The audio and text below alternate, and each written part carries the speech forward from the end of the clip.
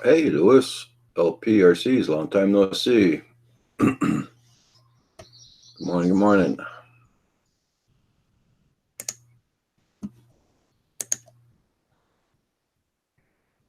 Yep, I just opened up. I just started. You're the first.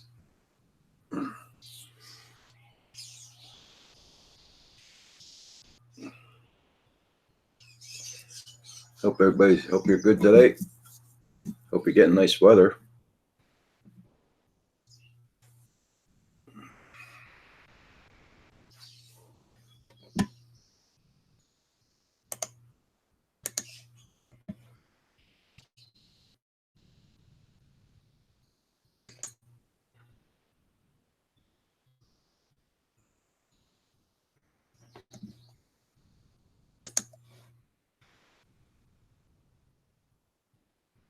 Been super busy for the past couple of months.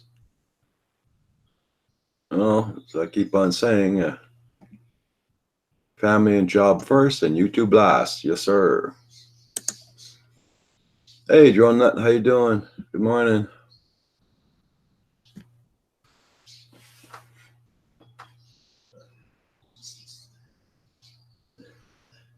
Weekend is nice. It's been raining. We had a couple of nice days so far, but man, oh man, the wind here was ridiculous, and it's still windy today. Oh, cool there, John. Happy to hear that.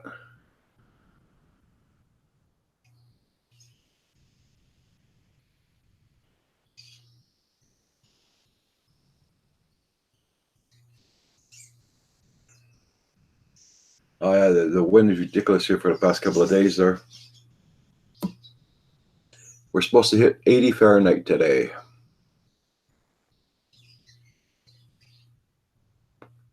The Irish weather's not too good either.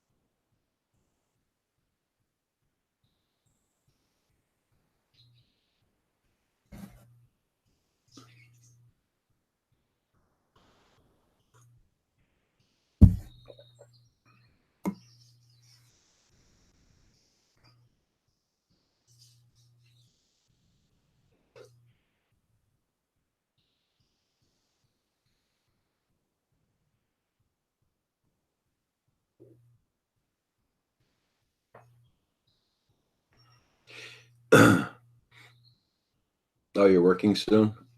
Dang. Okay, John. That.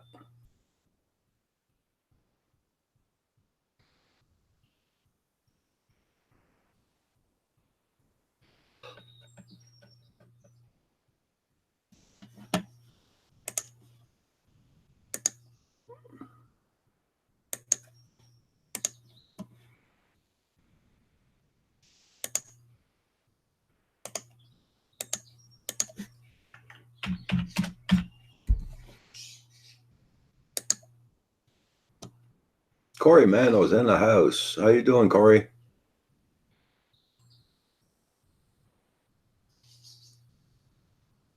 I'm just laying here on the sofa. 4 p.m. until 2 a.m. driving buses. Ah, okay.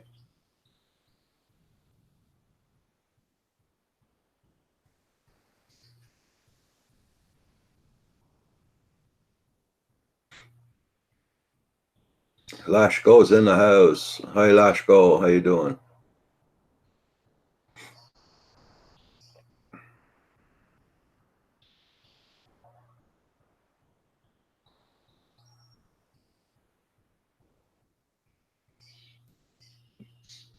Oh yeah, yeah. It's your racing day today. Yeah. Hey, Jones YT. How you doing? Good morning.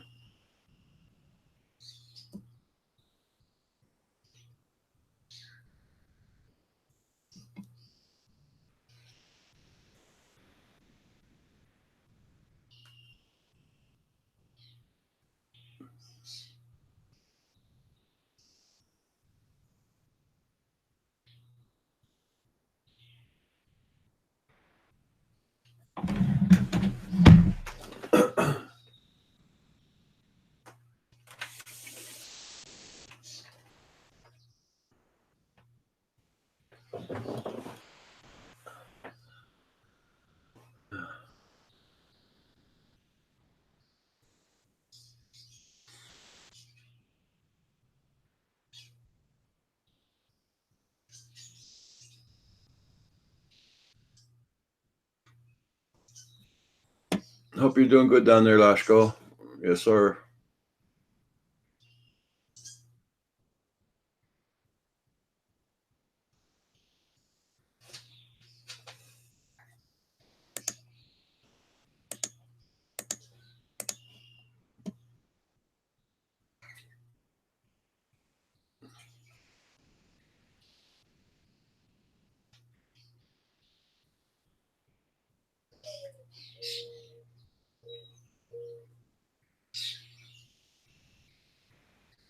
What's the matter? Birds bugging you? Can't sleep? Hmm?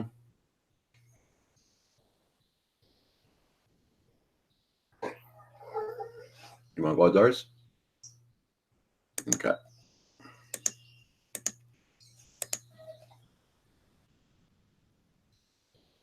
Yeah. I'm going to go put the Roxy Outdoors break back. Let's go outdoors. Okay. Okay.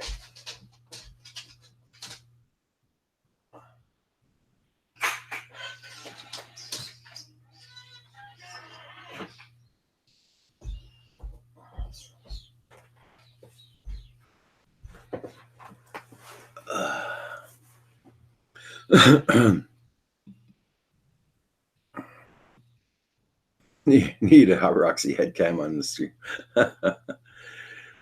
She's probably chasing some chipmunk or a squirrel out there right now. She has two friends she plays with outdoors.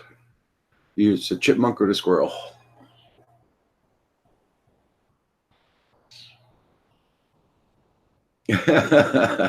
Thanks, Lewis. Hey, Centroid. Good morning. How you doing?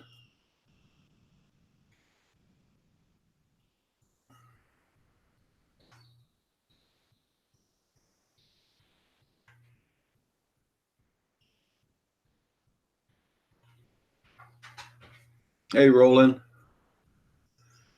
How you doing this morning, Roland?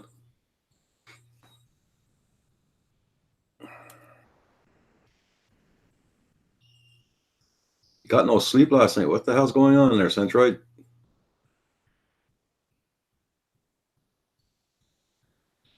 You're too overly tired? You couldn't sleep?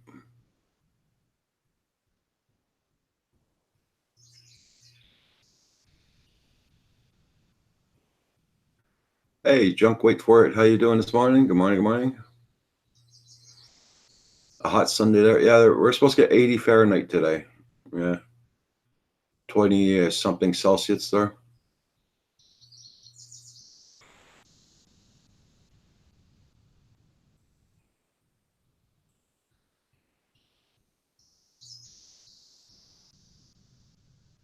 Ah, there you go. Cortisone. I used to get lots of those. No more. I'm not going. No more for those.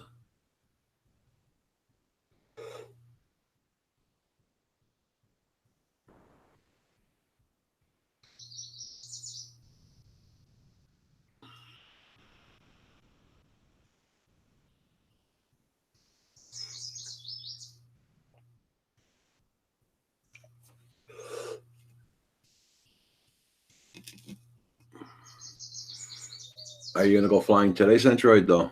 Hey, Duck FPV. Good morning.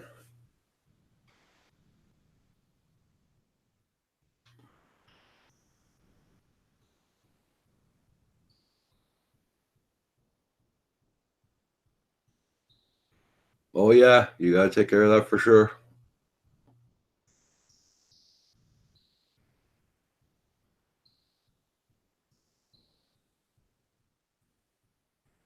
You're 3 supporters away from giving away a frame.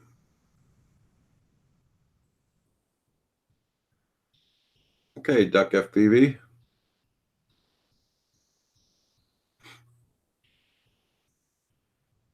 I bought a Hero 7 because I lost my GoPro in the mountains in Utah. Oh shit. Okay, sorry to hear that, Duck FPV.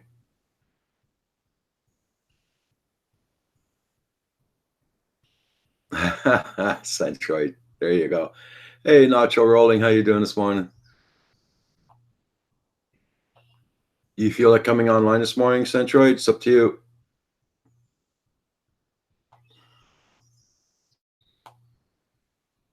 It's all FPV today, so you're sleepy. Yeah, you did a long shift yesterday, 12-hour shift, I think, Nacho.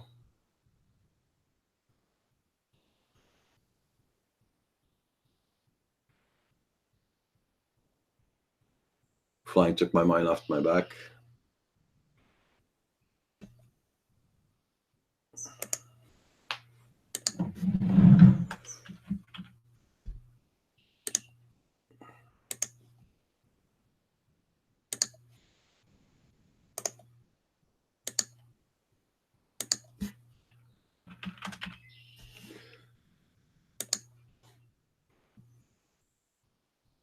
Getting cars oil changed. Okay.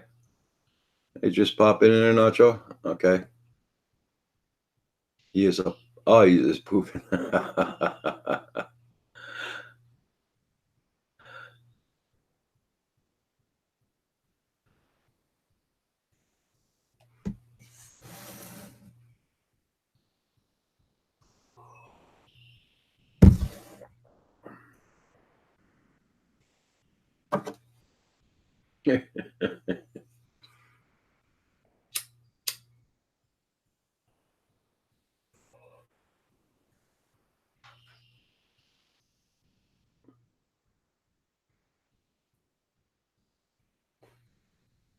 Yeah, I used to get shots in my back every 3 months, and they weren't working no more, and that's when they decided to operate on my back. Yeah. So I know what you're going through, Centroid.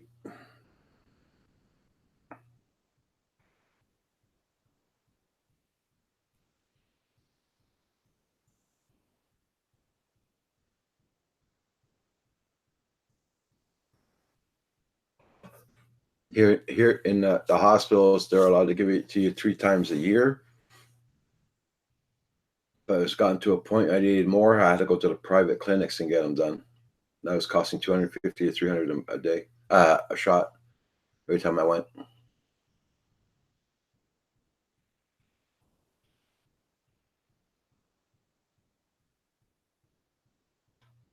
Yeah, you smoke when you're home with the wife. No, this morning I got a sore back though. I don't know why. Why I probably overdid it yesterday. I did a lot of walking and everything, and I did all my errands yesterday too. But that's probably why.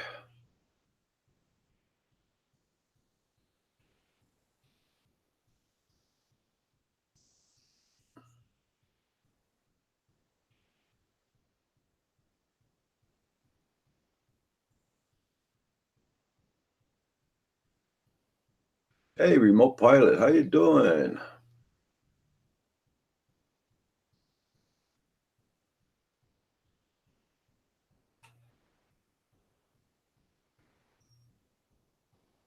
Yeah,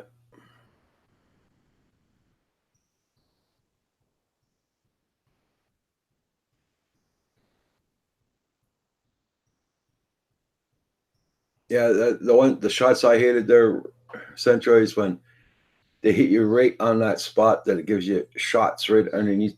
The pain goes right underneath your toenails, and you're like, yeah, those ones I hated like anything. But they were hitting the right place. I wasn't sore after that. I'm doing pretty good there, remote pilot. Weather's the weather's beautiful, but the winds are terrible. Yeah. Hey Val, good morning, good morning.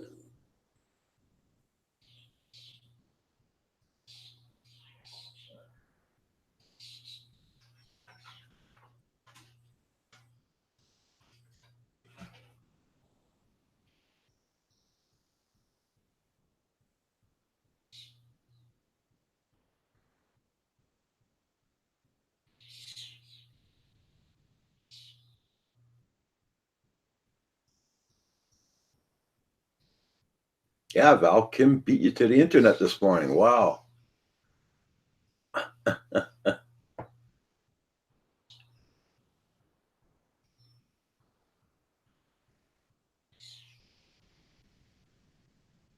Spider FPV, good morning.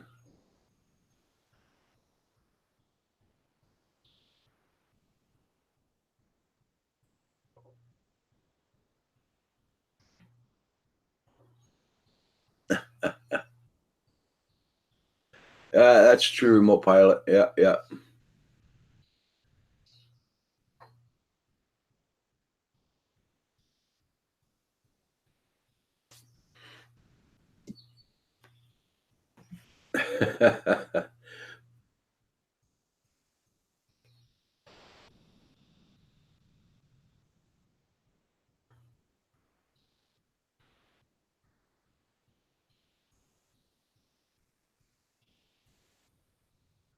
Truth can hurt, Kim.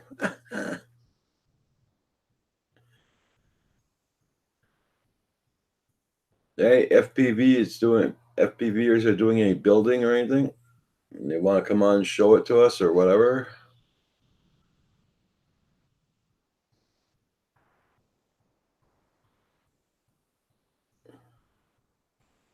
Port Clinton Duck. Good morning.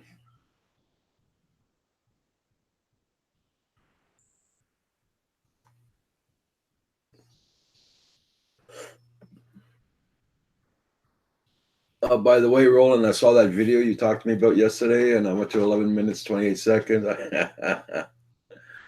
It made me laugh. And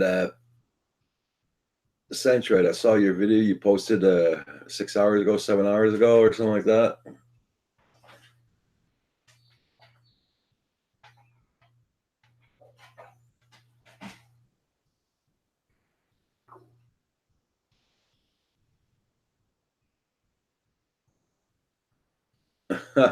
Remote pilot.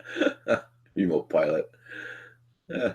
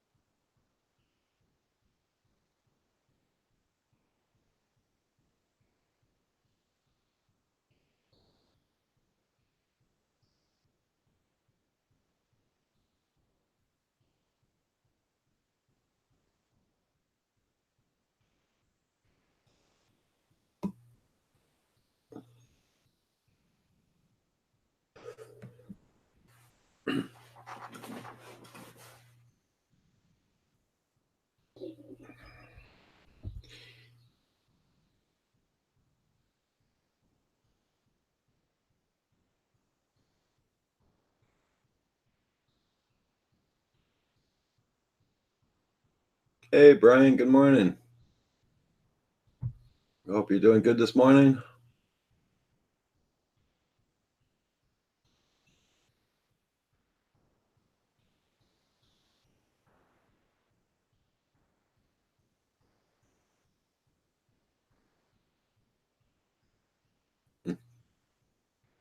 Oh, thank you, Brian. Much appreciated.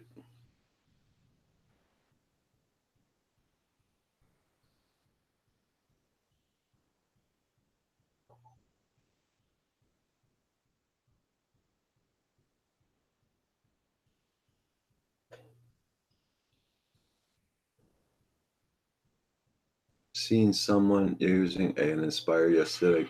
Ground ground mapping. Oh, oh, at least you got some flyers by you.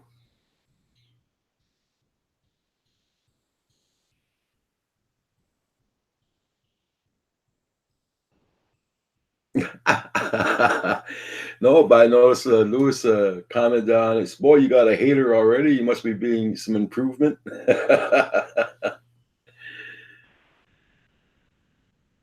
That's why I'm not showing my likes and dislikes there. I got some jokers there fooling around with the dislike button, so I rather just keep it hiding for now.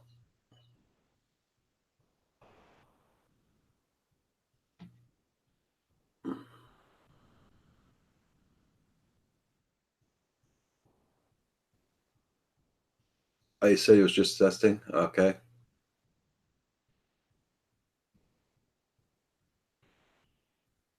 I wish we had some flyers around here. Believe me.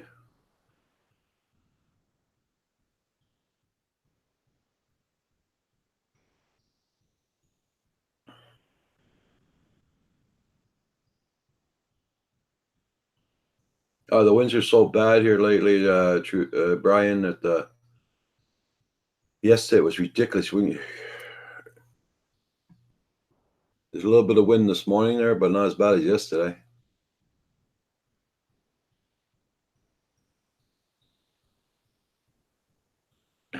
Disapproving of my night flight. Or a jealous one can't do the night flight. That's why I gave you a dislike.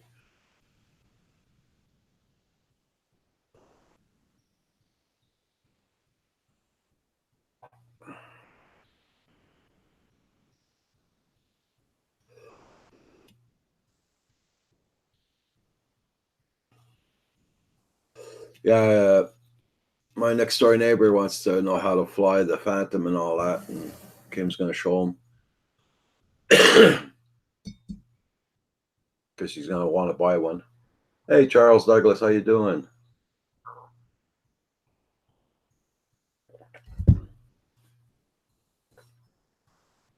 T-Town Gambler, good morning.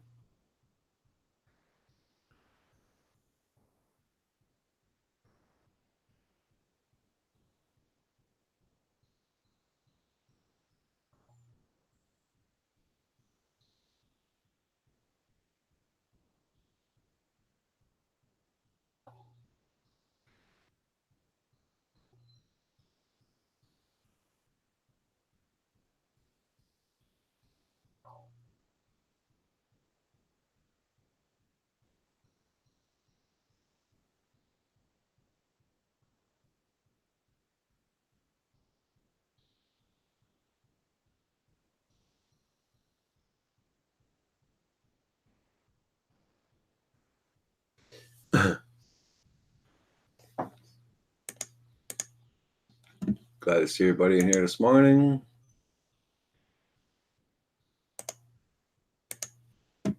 Hey, Brian, I know you just bought my T-shirt, which you look very good in, but uh,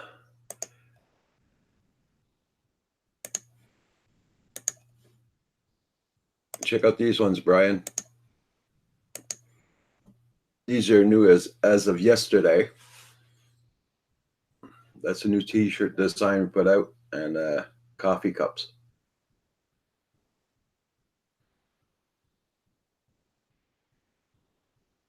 Yeah, Brian, but one of the old T-shirts we got. Now we got the new ones out. Recycle dude. Hey, how you doing?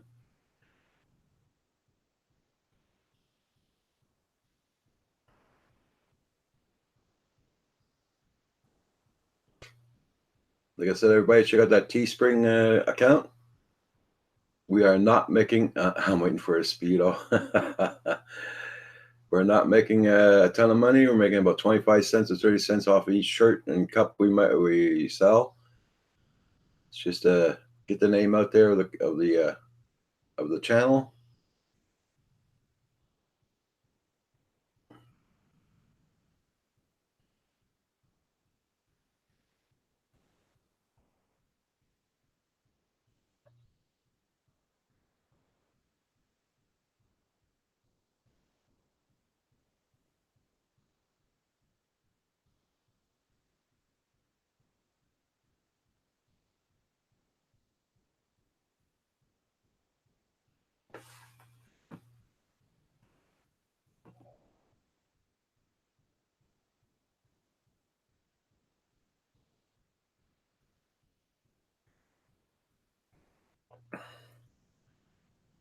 Roxy's outdoors enjoying the sunlight.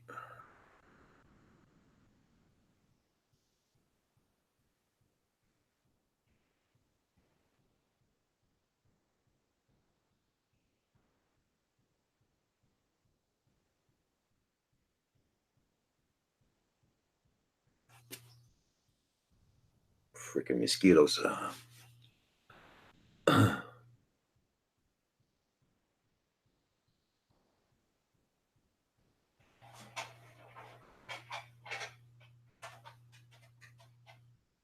I have little or no urge to go to work.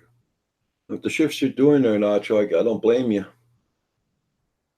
Well, right back. Roxy wants to come back inside.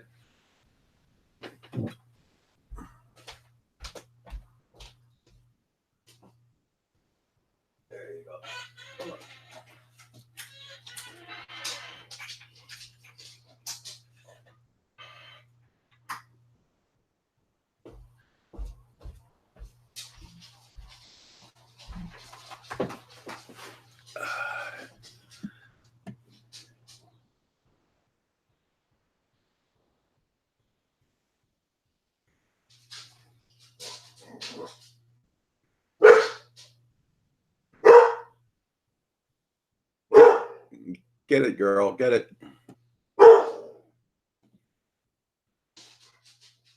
She's barking at her food.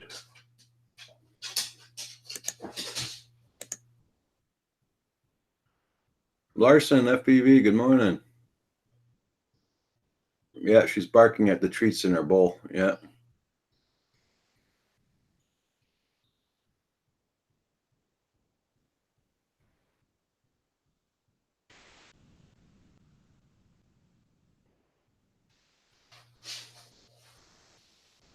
I guess she's laying down now.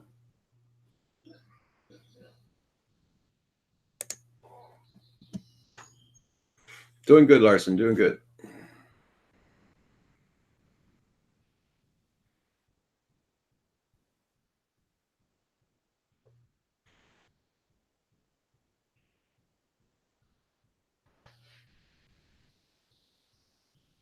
The winds aren't so bad this morning, but as long as they don't pick up like yesterday, we'll be okay.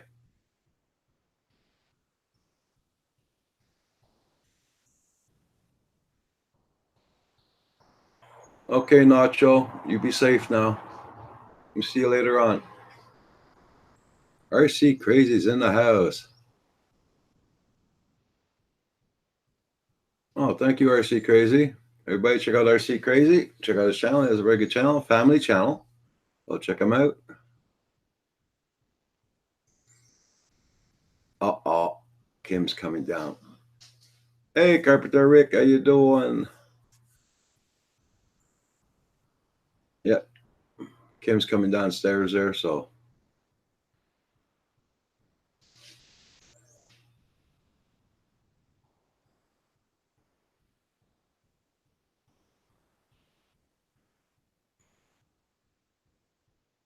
Hope you're feeling better there, Carpenter Rick.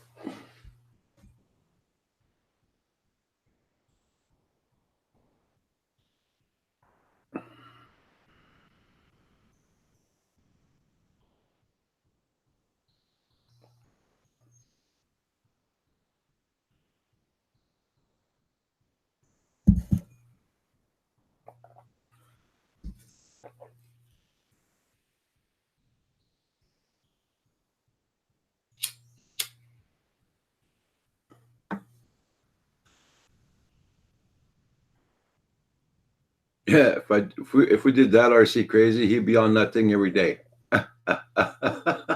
He'll go up and down those steps. So,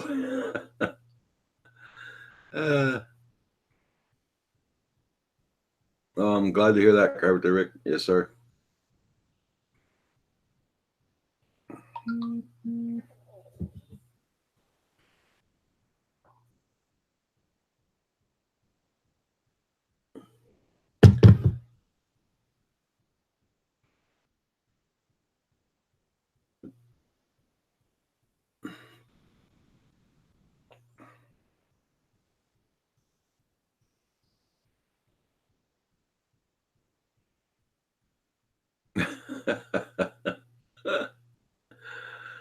Oh yeah, that's for sure. He'll be on that every day. Every day. Hey Val, I sent you a link out. I don't know if you got it or not, but I sent you a link.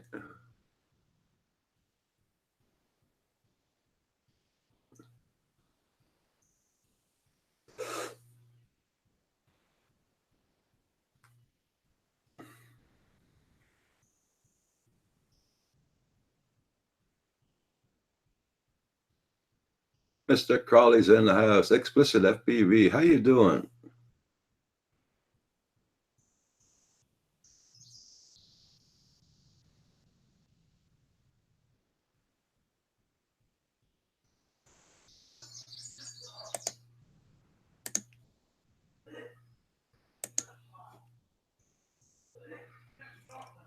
Everybody check out these Teesprings. These are all the new T-shirts we got out in the cups now.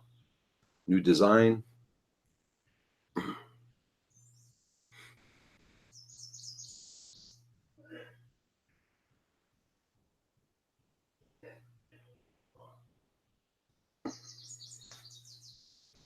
Kim's hacking up a lung right now, so he'll be down after that's done. Okay, Val.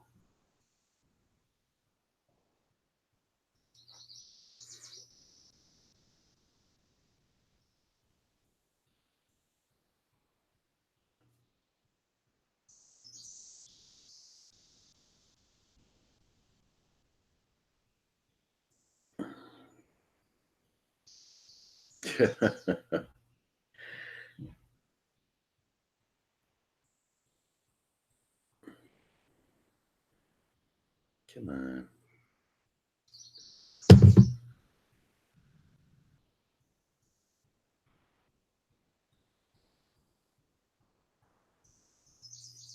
You need a coffee. I'm doing good. Doing a big prop review today. 3 and 4 different props.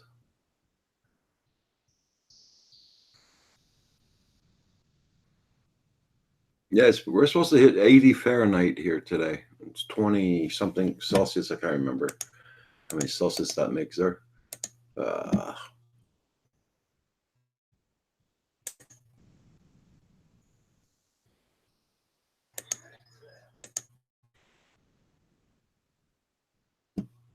we're supposed to hit 27 Celsius today.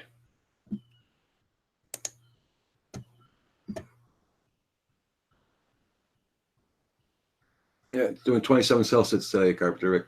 Yeah.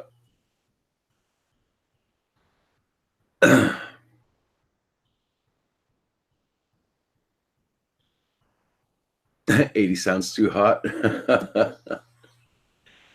Oh, it was beautiful weather yesterday, nice and hot, but dang, that wind. I'm kind of glad the wind was there yesterday because I think we would have been sweating our things off yesterday for sure.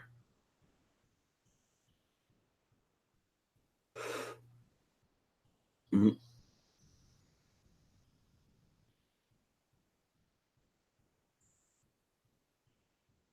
Yeah.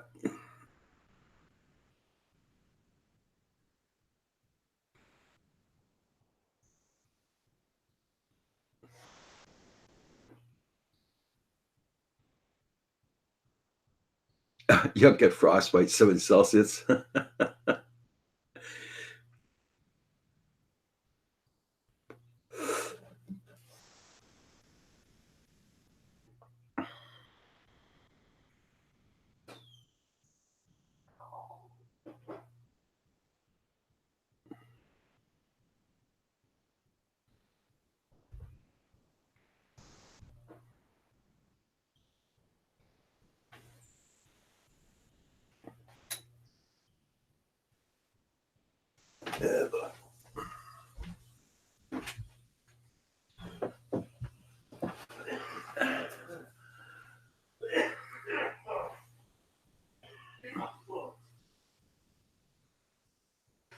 Oh, it's never tough, right?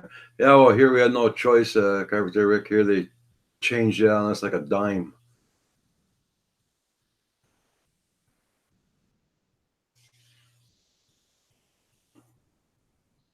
I still measure everything out, and when I have measurements to do, I still measure it out in inches and all that there.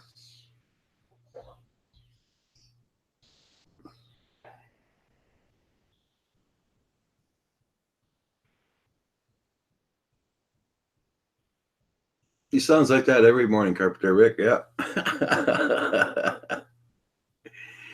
That's why he's got the nickname Furball Kim. He's always hacking up furball in the morning or something.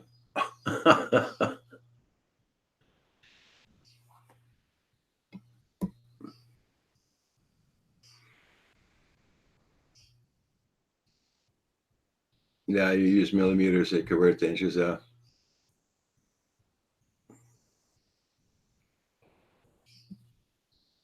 I hear too. All the carpenters here and everything are all in millimeters. All the work you do. Yeah. How long? There you go.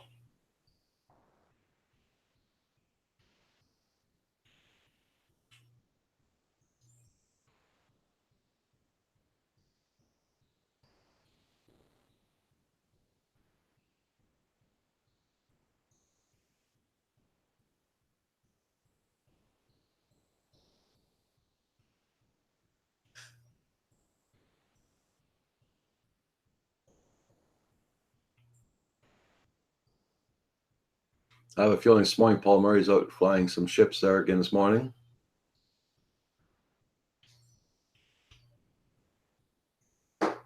Depends on how much late night gallivanting he's done around. Kim converts from inches to millimeters. to impress the ladies.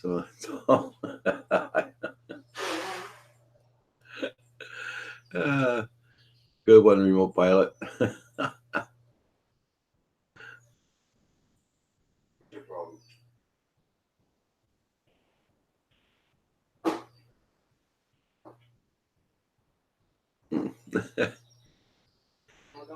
Don't bother being a poop. Calm down.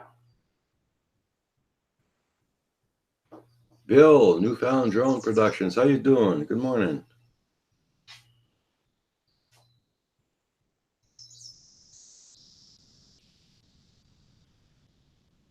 Looks like a car wreck.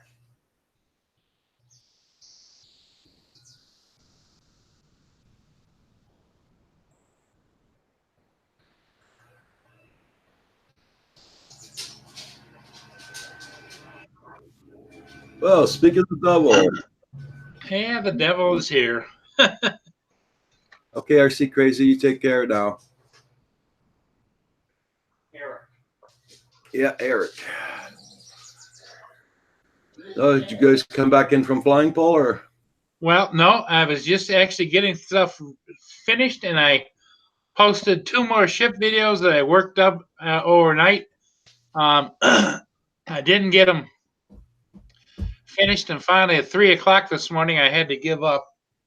And so then I got up early and worked on the ship videos again, and I still have two to go from yesterday. And I'm also tracking a couple of ships that are downbound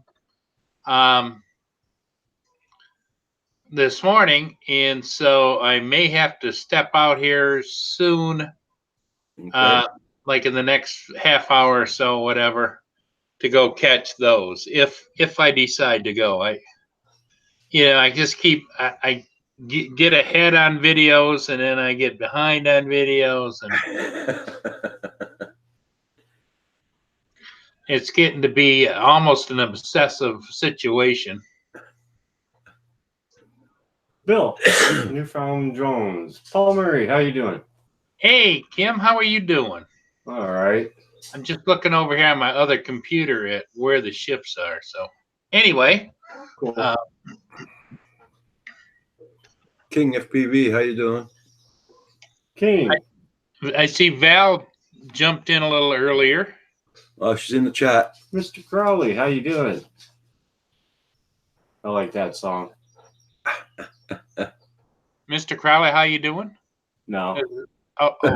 No, I don't want to sing it because you get a copyright. Aha. But she's just throwing herself all over the place this morning. Yeah. Isn't she? Oh, yeah. She's in a really bitchy mood this morning or something. Try to get your coffee in before work.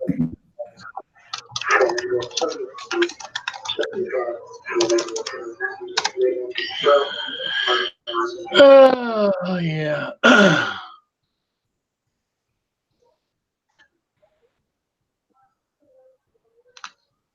See, I want to catch this one that's downbound. You get a kick out of the name of the ship. It's the Happy River. And it's a heavy lift foreign vessel.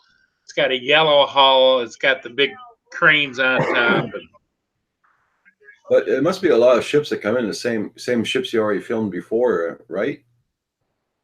Yeah, but I try to catch them again if the weather's different than the last time. The weather changes, so sometimes I may catch them when it's cloudy.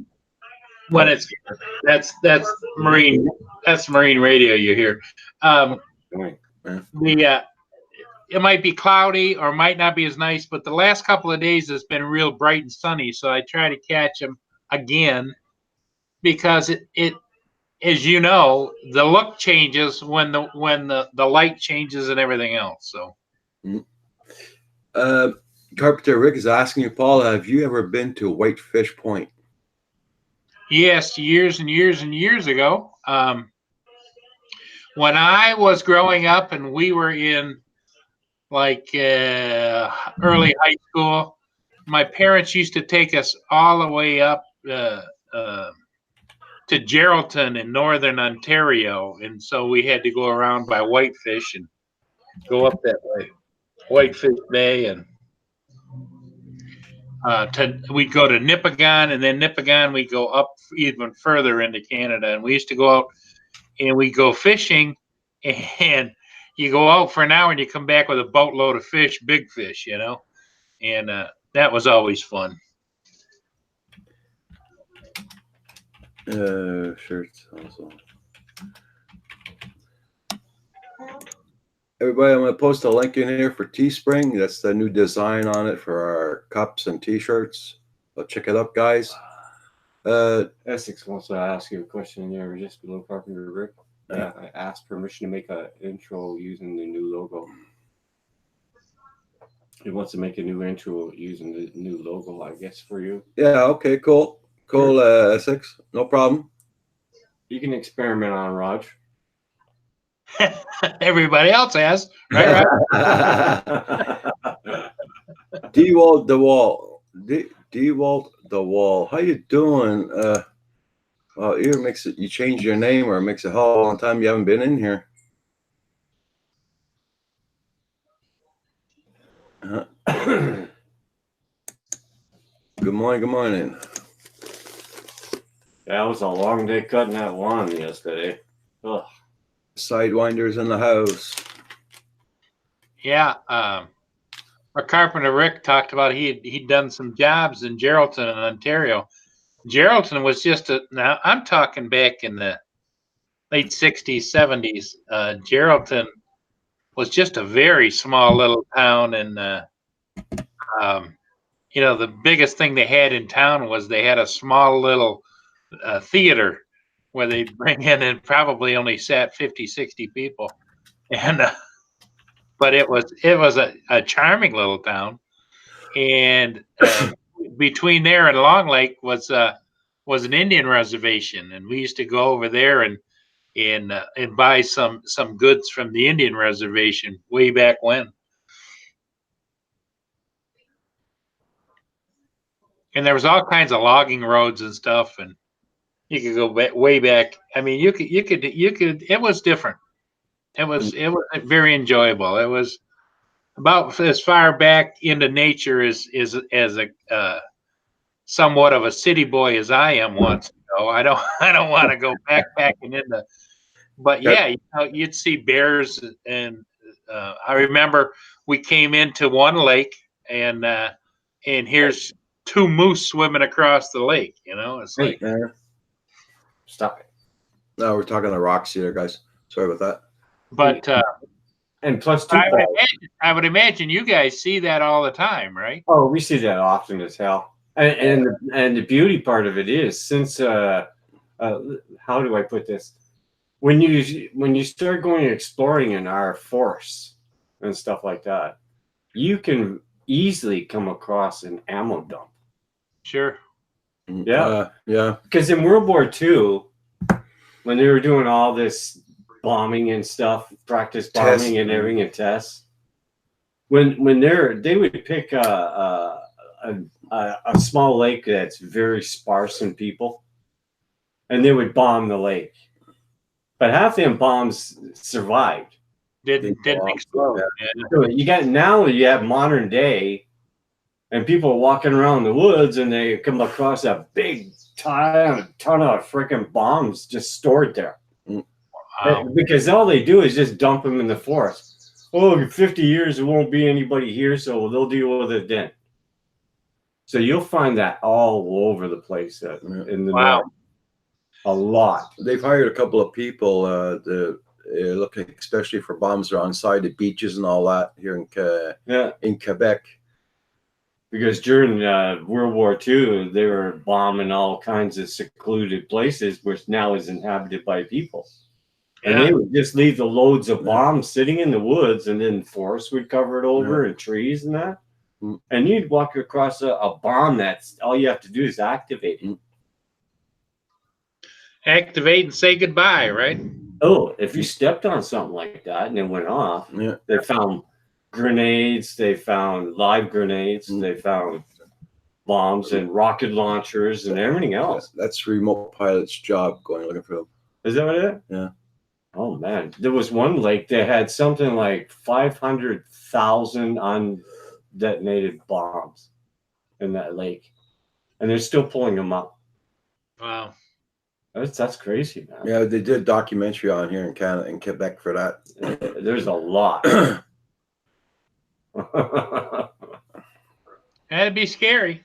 Yeah, it'd be interesting, come across something like that, a big ammo dump. Well, can you imagine fishing in that lake and hooking a bomb? Yeah. Yeah.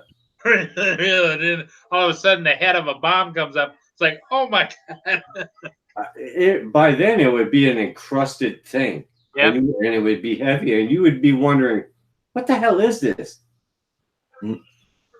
So you'd be, people like that would keep them, and they would put them on their mantle. Well, fish up there in the North Country, like where you are, when we go up and we go fishing up in Lake Nipissing and Geraldton and all those kinds of places, we use deep sea fishing gear. I mean, we had rods that were about this big around, and we were using 100-pound test lines, and we get out in some of those lakes and we be trolling, and all of a sudden the line would go shh across the water like that, and snap, gone. There were some monsters in there. And we were catching fish that were like 48-inch northern pike, and we get a couple on a stringer, and here we're in 17-foot, aluminum boats. And we'd have them on the stringer alongside the boat. They decide they want to go someplace like this, and you had all you could do to keep the boat from going that way. Pulling the boat around. Or sturgeon, you catch sturgeon or something like that. And huge. Lead Coraline, a new color every 10 minutes. Yeah, there's a Lake Carpenter, lots of that. Yeah, there's a lot of remote places that are still active with bombs, and it's all covered with grass and foliage. You'd never know it was there until you walked across on it. I remember one time we pulled into this bay up there, and because I had a reel and it was all snagged up, So I've got the pole laying down on the boat like this, and I'm trying to untangle the snag on the reel to get it back right. And all of a sudden the pole starts going like this, and I lift it up, and here's a pickerel about this big. I put it in the boat and I set it down. I caught 4 of them that way, and I stood up and I looked, and the water's really clear. There's fish all the way around the boat, and I thought, I wonder if I could just hand catch them. I reached down the water and grabbed them and put them in the boat. Unbelievable. You can get some big fish up there. All they do is all the time eat. Yep. And it's a lot of catch and release as well. See, Drone Life, RC, he's driving and listening. Sancho says, "Good to see you on screen for FPV Sunday." Who? I think he's talking to Kim because he's not talking to me. Because Centroid, I got your buddy here. I think it's going to be a general today. I think it's going to be a general chat sort of thing, because it seems that everybody's out flying and that. Yeah. Oh yeah, in the summertime, I would imagine it's got to be tough. I could see doing a daylight hour FPV, spring, fall, and winter. But this time of year, as soon as the sun comes, it's like Philly. Yeah. Philly was out doing a sunrise in Philadelphia at 5 a.m. this morning. It's like, what the heck? I didn't go to sleep till 3. I caught that, Mark. Yeah, you wouldn't know where you got me up at 5 a.m. to look at the sunrise. No. Holy crap! I woke up this morning there, and I look at the foot of the bed, and right out the window I can see the sun sitting there above the trees. It was red and round. I was going to get up and fly and all that, to film it with a fan, and I said, fudge. Yeah. You're comfy, man. I don't want to get up at 4 a.m., man. Well, and then last night I was thinking about that new controller too, Roger. I just Yeah. I didn't think it was a new controller. What do you mean like that? Well, there's a company that's made a new controller that connects Bluetooth to your DJI controller, and it's like a jet. Uh, you push it forward to go forward, back, back. Well, we call it a joystick, in other words. Yeah, yeah. But it looks like the controls on a fighter jet. Joystick. and you twist it like this, and it turns. You twist it like that, turns the other way. And what the positive is that it's a known fact. You've probably experienced it when you're pushing your sticks. Like, let's say you're going to go up or you're going to go forward. There's enough play in those sticks that you're not getting exactly forward. It's not, it's like you got to correct all the time, Yeah. Where this thing, when you push it forward, it goes straight forward. When you pull back, it goes straight back. Because it's designed by a surgeon that uses robotics, and also that the same guy, he also not only is a surgeon, he's been in space. He was an astronaut for several missions. Mm-hmm. So, but the key is this: it's pricey probably at retail, but they've got them all built. They're going to start shipping Monday, I think it is, and they're offering them for $250. And and you've got a week to do it. The 1st of July, the price goes to $400. How big is it? About like this. It just like if you were in a jet plane or a helicopter or whatever. You don't have to sit it on a table or anything like that and do this crap. Well, you hold it like the bottom of it like this, or it's got a screw thing where you can mount it to a tripod, whatever you want to do. Park bench. Because it helps handicap. Yeah. It helps handicap people. It's for handicap guys. Yeah, not just handicap, professionals, handicap, whatever you want to use it for. What the hell kind of range would you have of that? And it's got a battery inside of it. Yeah. And the battery life is, what did they say, Rod? 31 hours on a charge? Yeah. Are you serious? Yeah. Yeah. Shit. No, the range works with your controller, not with it, because it's just linked to your controller, and then the controller, and it's got all the gauges on it. Sometimes, like when Roger's flying, let's say he wants to slow it down so that it's not moving so fast. You can, on the front of it, you can dial it down to turtle mode or rabbit mode or whatever you want to do. Yeah, the FT Aviator is called. Is that what it's called? FT Aviator? Yeah. Huh. And who showed it to us first last night was or last evening was Curtis Dart. Had it on the Drone Owners Network. Yeah, it was Chris Dart. Yeah. Huh. Hey, good morning, Hadley. How you doing? FT Aviator. That's what it's called. Hey, yep. Don't brush your cooties on me. I'll be right back. I'm gonna go make some coffee. Okay. Jeez, you guys saw that? He just brushed his monsters on me or something. What the fuck? Well, you just wanted to make sure that you were aware. I'm my own cooties. You get them together, you start a war, and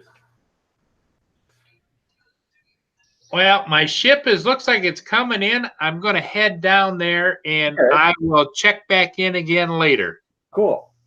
We'll be here. Okay. We'll see ya. Tell Justin I sent them in the link.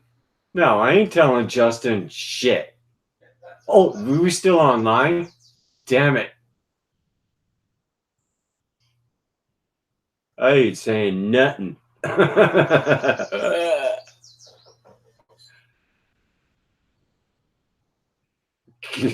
Kim got the chicken wing tongue flu. Yeah. Yeah, I'm freaking by myself. What else is new, huh? What happened, Kim? What do you mean, what happened? Nothing's happened yet. Damn, man. Just look at it. Oh my God, Raj. You have to do some dusting in here or something, man. It's like your cat box is like. Hey, Hadley, I sent you I sent you a link, Hadley. Oh, is Justin? that what I was supposed to say? Yeah, you were supposed to say that. Yeah.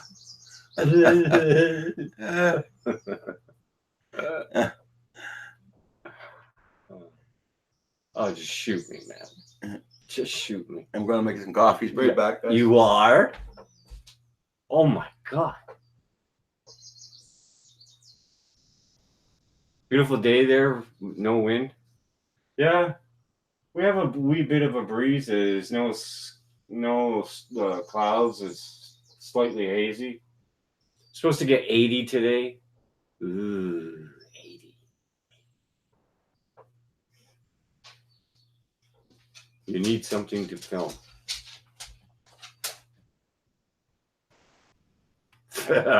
Roger Dust. Yeah. What do you want? Test number 2? What's your problem? Yeah.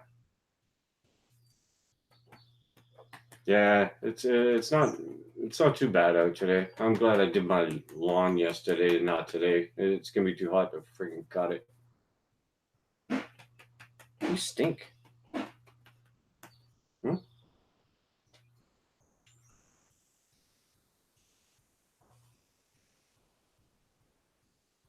I'm rubbing your ears, huh? Kids.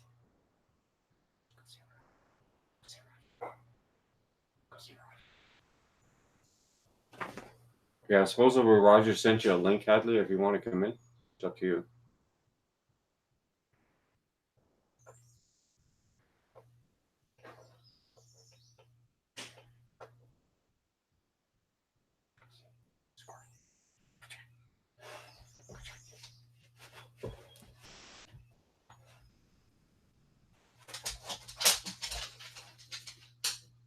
Oh my God, she's gonna thump around. She's gonna start thumping around.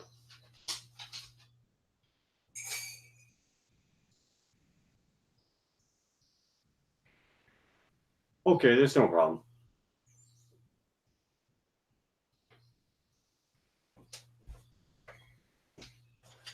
It's been Arctic weather there. Oh yeah, you're in your winter now. What's not? I have no place to put anything.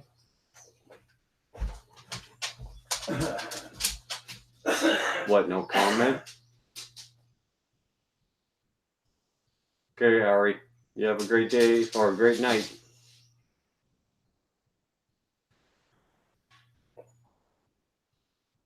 Oh my God. I'm never good, man. I'm always in trouble.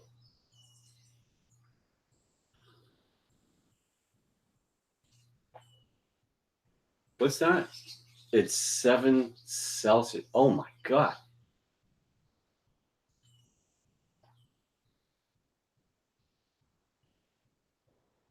Okay, Harry. Remote pilot, Australia. You take care of yourself. Stay warm. Watch out for the colds. And Val, what are you doing sitting there? How come you're not popped in here and all that stuff there? What's wrong with you, girl?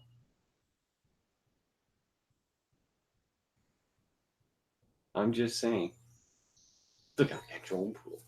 Drone pool. I'm going to start dancing. You guys won't even have to pay me. Come on, somebody. Help me. Help me. Help me.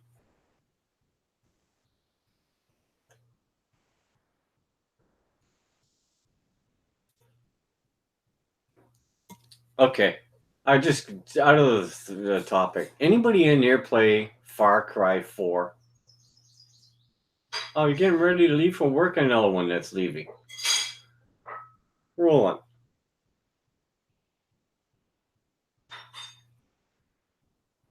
There, he's making 2. 1 for me and 1 for himself.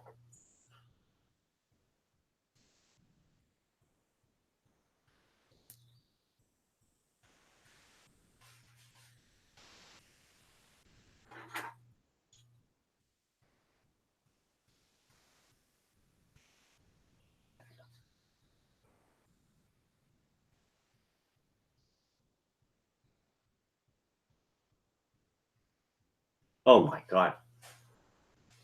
Rolling, man. I'm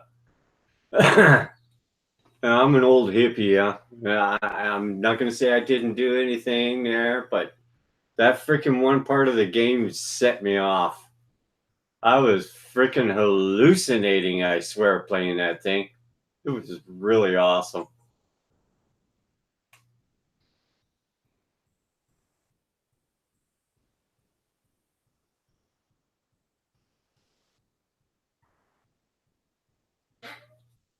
Okay, Phantom.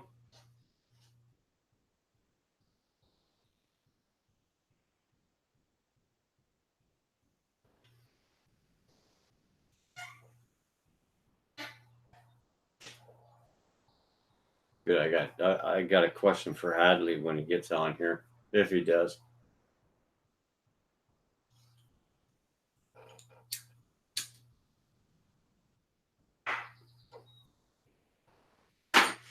It's just about that charger that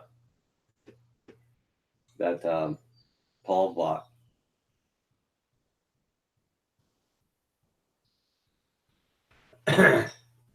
Yeah, I'm playing that Far Cry game there. Oh my God, man. Oh shit. There was one part where I was in this concrete factory, and actually it was like a meth lab sort of thing there, and you go and bust it and all that, and it was, oh my God, it went into psychedelic crazy lights, and with the music and between all these lights flashing because the guy is now breathing air and he's tripping out. It was just freaking awesome, man.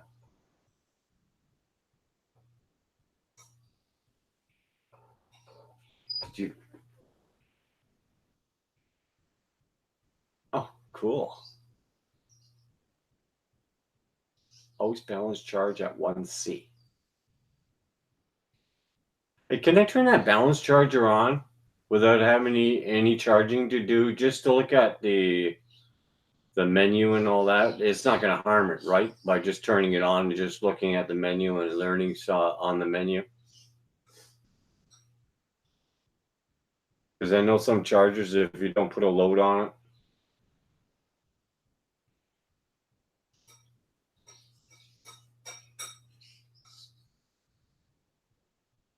Okay, that's cool. Because I'd like to turn it on, look at the menu, and look at the book, and go through the menu and all this, and I wasn't sure if it would cause any problems. Cool.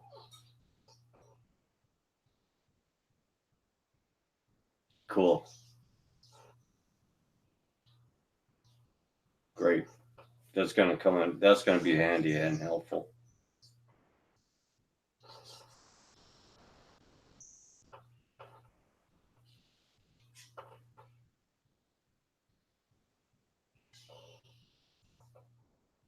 Weird noises in the woods.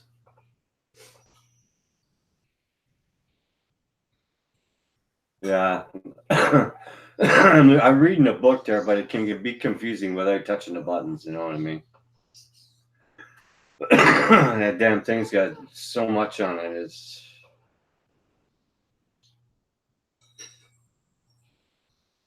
If it makes you nervous, you're on the right track to improvement. That's true. Because once you get past that nervous part,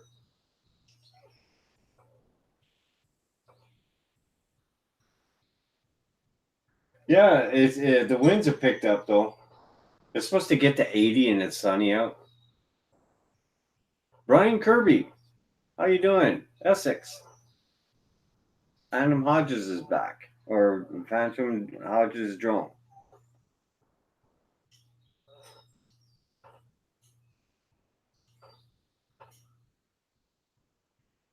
Hey, Roger, I guess that farmer gave up on that field across. I've never seen a field beat the hell out of a farmer and him give up on it. We got a field out here, a little patch, you know, in the front there. Then you have another field there, and then we have another field here. That one patch there He was trying to cut it yesterday, and I think that's the very first time it's ever been cut. And it killed his tractor, man. He couldn't do it. He gave up on it.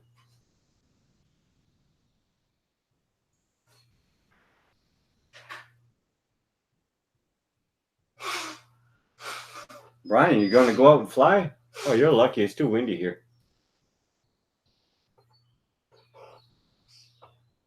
Working on goggles.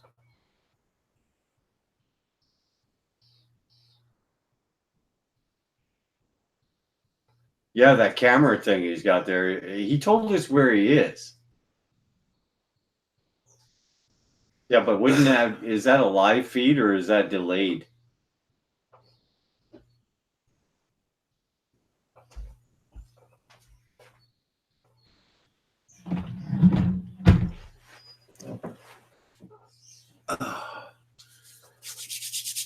Oh, it's live feed? I thought it was delayed. He was saying that camera that Paul Murray has at Port Huron there. Yeah. Paul Murray's gone flying, so you'll probably see him in the park. Yeah. Oh, you can? Yeah, probably. Yeah, depends which way it's directed there. You can probably see him in the parking lot. Yeah, it's windy as heck here. It's going to rain here. Can't go out to fly. Sorry to hear that, Essex. Yeah. Testing some new long-range mortars on the 7 successes. 7-inch success. Oh, Ooh. nice. Ryan Kirby's kicking it.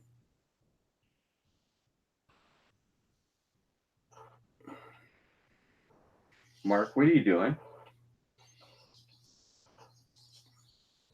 Mark's in the house. Brian Gearby, Drone Life, going to fly the Phantom in the mountains. Oh, that's gonna be nice there, Drone Life. Frickin' Chris, that's gonna be awesome, man. It's been a while I haven't flown the Phantom.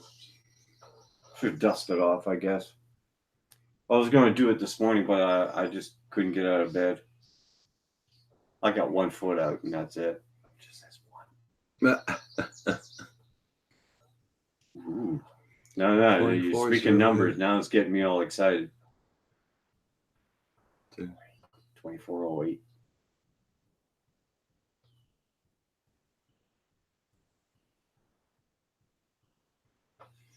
Oh, you caught most of that. That's good there, Phantom Hodges, yeah. Cool.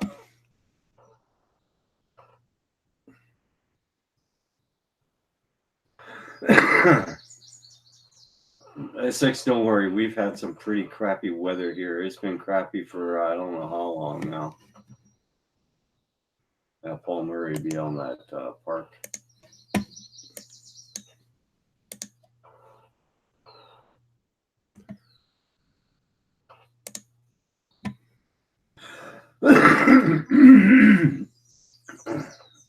Excuse me. Isn't he? He's driving a white Tahoe. The goal is 4 miles out. Holy crap, man. Guess you won't need a spotter, right? Yeah. That's pretty far, 4 miles. Looking for a white Tahoe. There's one over there, I think. It looks like I don't know if Paul would be flying around those guys. Probably not.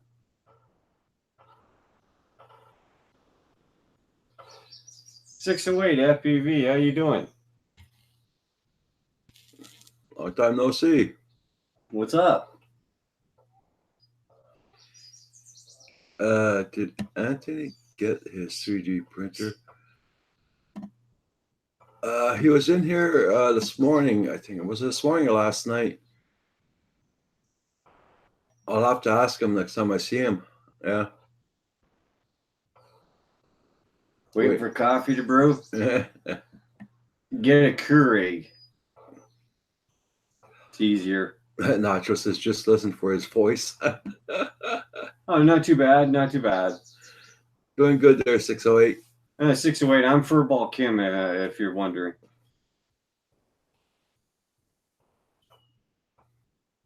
I already plotted my flight path on Google Earth. Oh, that's cool.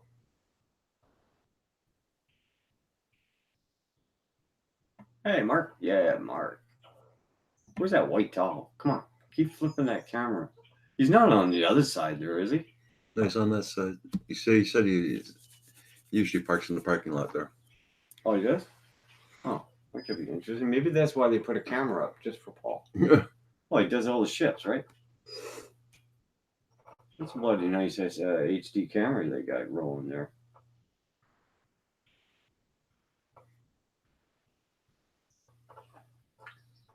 Very little delay in the video, isn't there? For live feeding.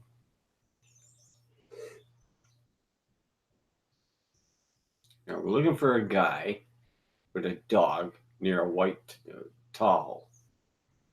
Yeah, but he usually keeps his dog in the truck. So he'd be down at that end. Go on, shift that camera.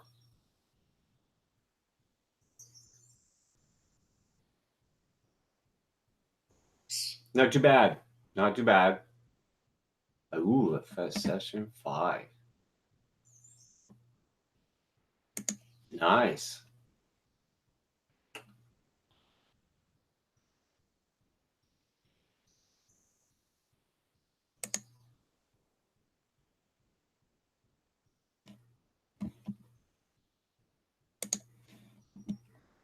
Christ, I was looking at the wrong chat. I was wondering who the hell are these people? Where'd they just come from? All these people. And it depends if the ship is upbound or downbound where he is. Okay. yeah. Come on, shift that camera. Let's see him.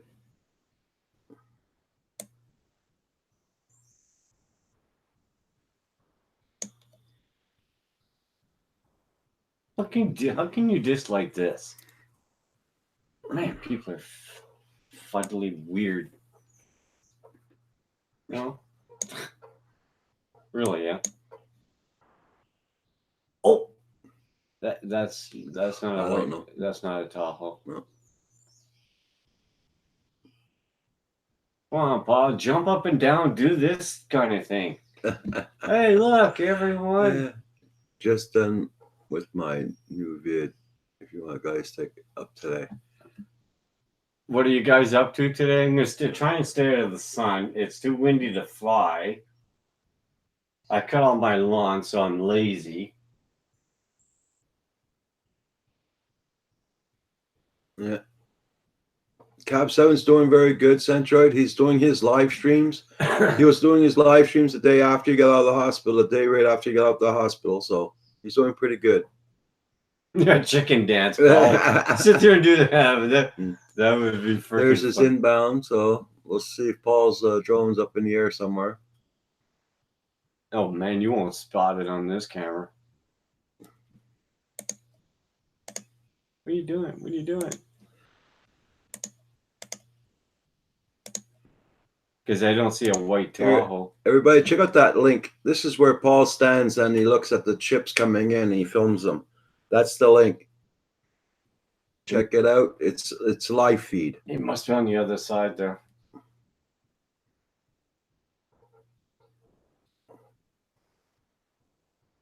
It's raining there? Oh man.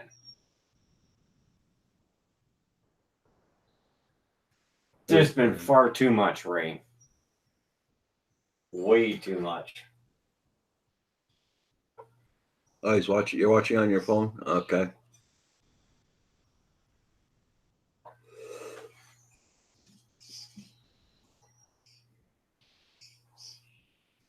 Yeah.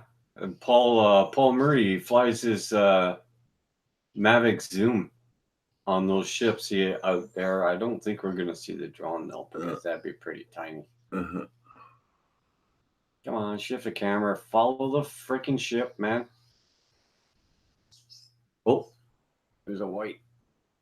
No, that's the same truck.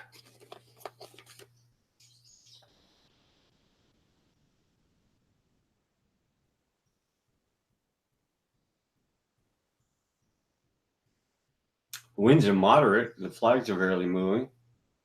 You do that? Oh, okay. Holy shit, man! There's a lot of ships out there. Mm-hmm. Well, there's nothing white there.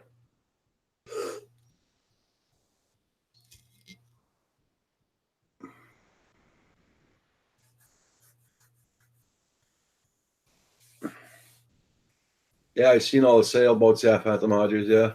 Frick. Oh, there's a white car there, but that's not a Tahoe.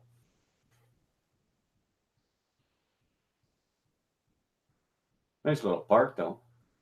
Mm.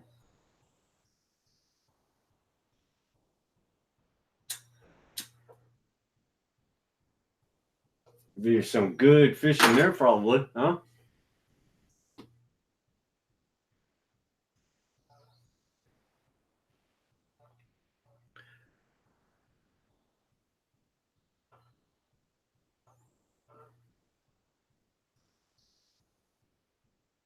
Come on, turn the camera, fudge nugget.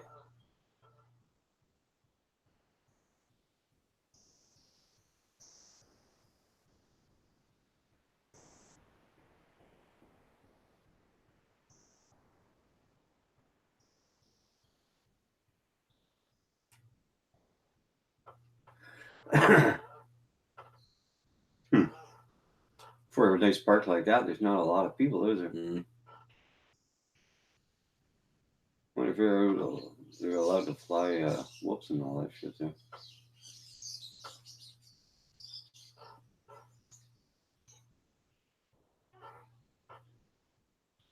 I don't know.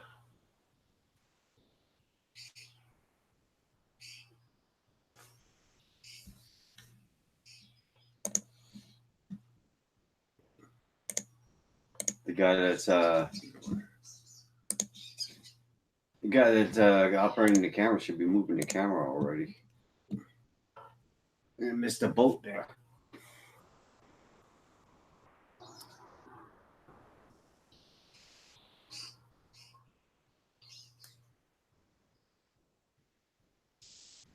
That water'd be cold as hell, though.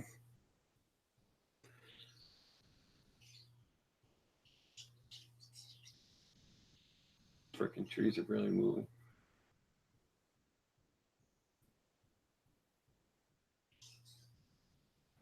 Yeah, you would think you would track that ship better instead of just leaving it like that. I guess it's all automated.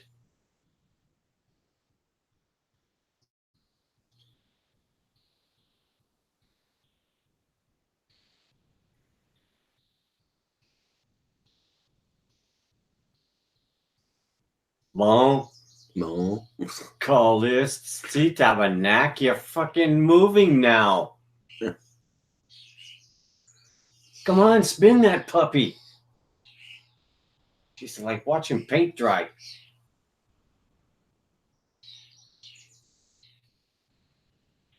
That was some cussing in French, sorry. Oh. Oh.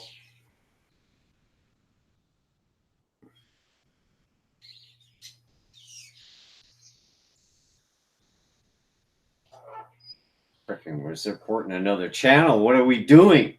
Come on, spin that puppy. Paul will be on his way back by the time we get that camera turned around. Yeah, Lewis. Yeah. Kim is hyper this morning.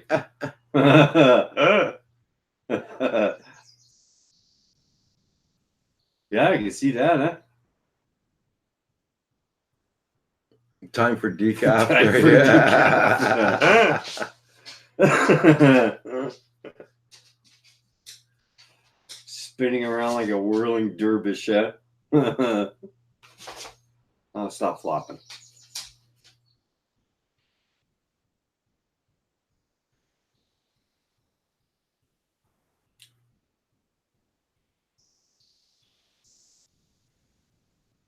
Come on, he's racing the camera, man. Turn it faster.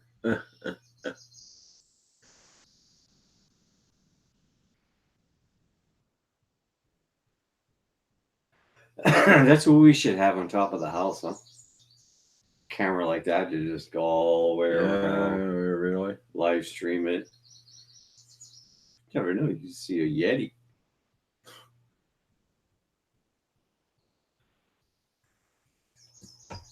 Okay, here's the exciting part, but everyone. We just might see Paul Murray doing the funky. Rodney Bell. Oh, thank you, Rodney. Yep, yep. I should run upstairs and get mine because Drone Pool's not in here. Drone Pool's at church. I already see a Yeti. Be careful. Freaking ship's way down there now. And we don't see. I don't see a Tahoe yet. Rodney Bell, how you doing?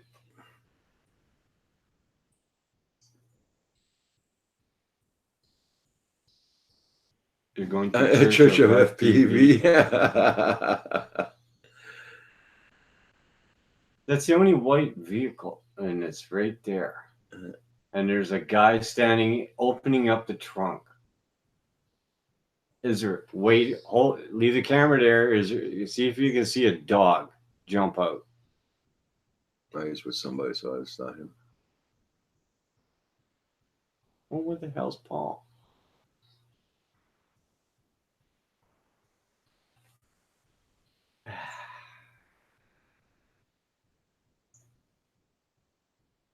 Come on, zoom in.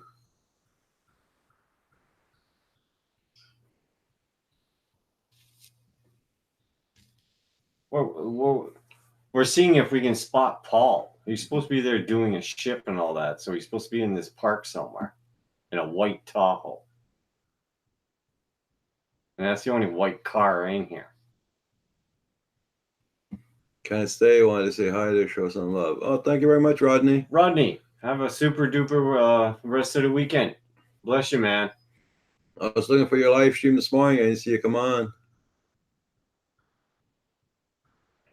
What are you watching? Here, Roland. I'll put the link in.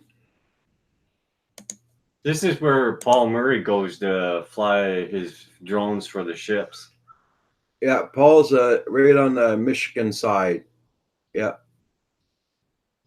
This is from where he films his ships coming in and going out. Yeah, he's in Michigan, yeah.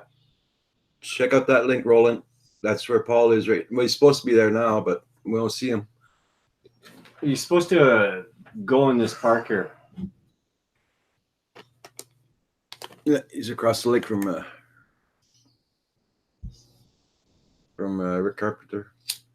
We were hoping to catch him flying or something like that, and sitting there or something, doing the funky chicken, you know.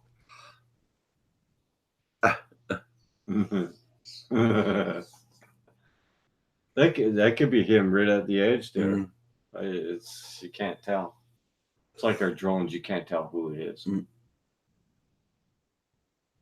Maybe stopped at Starbucks. That might be him standing at the wharf right there. Don't do it, Paul. Man, that's some swift current going through there, though. That would be cool, wouldn't it?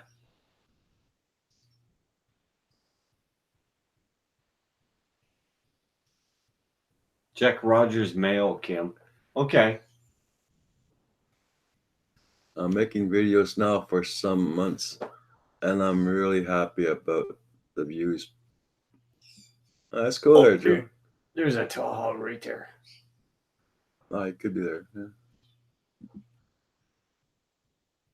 He's flying from a bakery. Knowing him. I think there was a Tahoe right over there. Mm. Oh, man, it's going to take forever to cycle this back through around. Poop.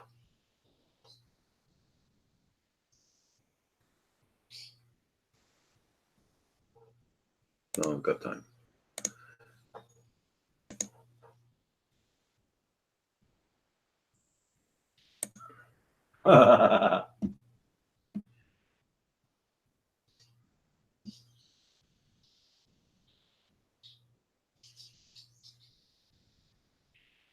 That looks pretty cool.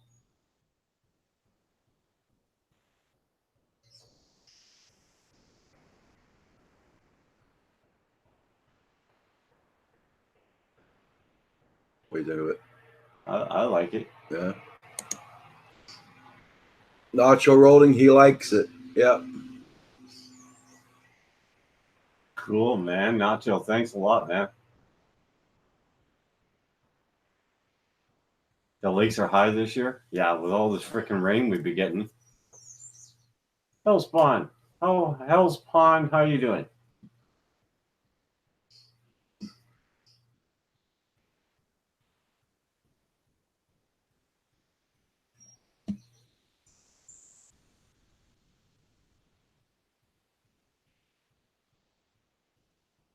Thanks, Nacho. That looks cool, man. I'll change it. Well, I'm going to email it to you. Yeah. Roger's gonna send it on to me.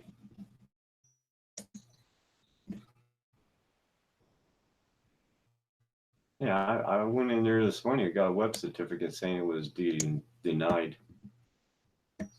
What's being denied? That. This is it's gonna spin. You're gonna get an error.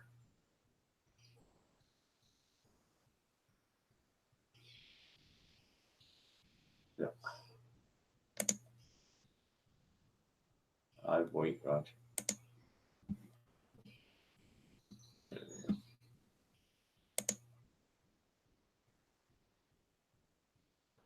Lake Erie is just setting records. Jesus. Yeah. I mean, with all this freaking stuff going in the Arctic and melting ice and all that stuff, water levels are gonna rise.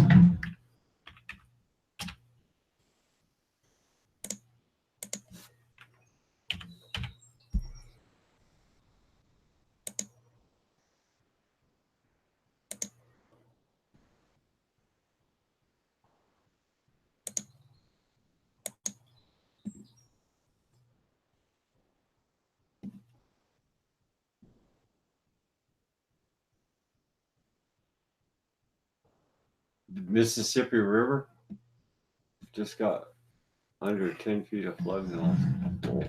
I mean, it shows a difference, huh?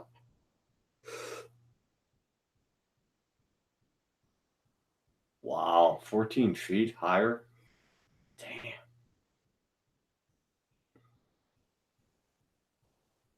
Damn. The environment's getting crazy, man. Way too much unstable weather. 1 minute out. Okay.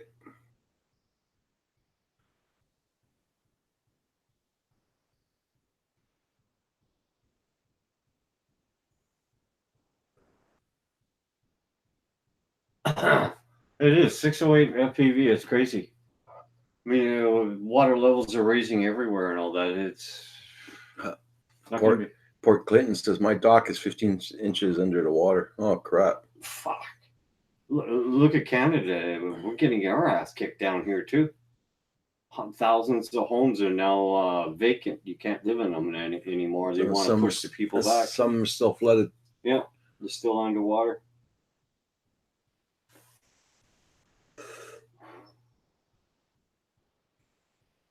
Hey, Pleasadane scientist, UFO builder. How you doing? I wish you put in the chat there. Everybody This dock is now a beach. Oh, man. I don't know. It's supposed to be a white Tahoe, but he missed that ship, so he'd probably be on his way back.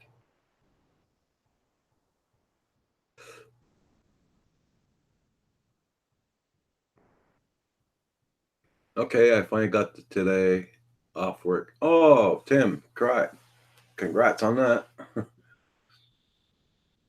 Looks like a ship coming. Yeah, over there in the background. Where the hell do you see that? Right there. Good. Ah, man, you got good eyes.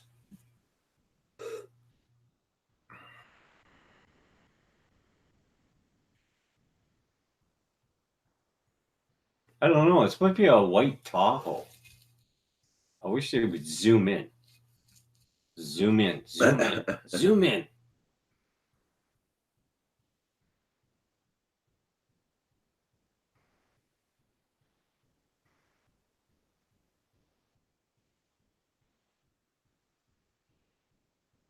Come on, zoom in.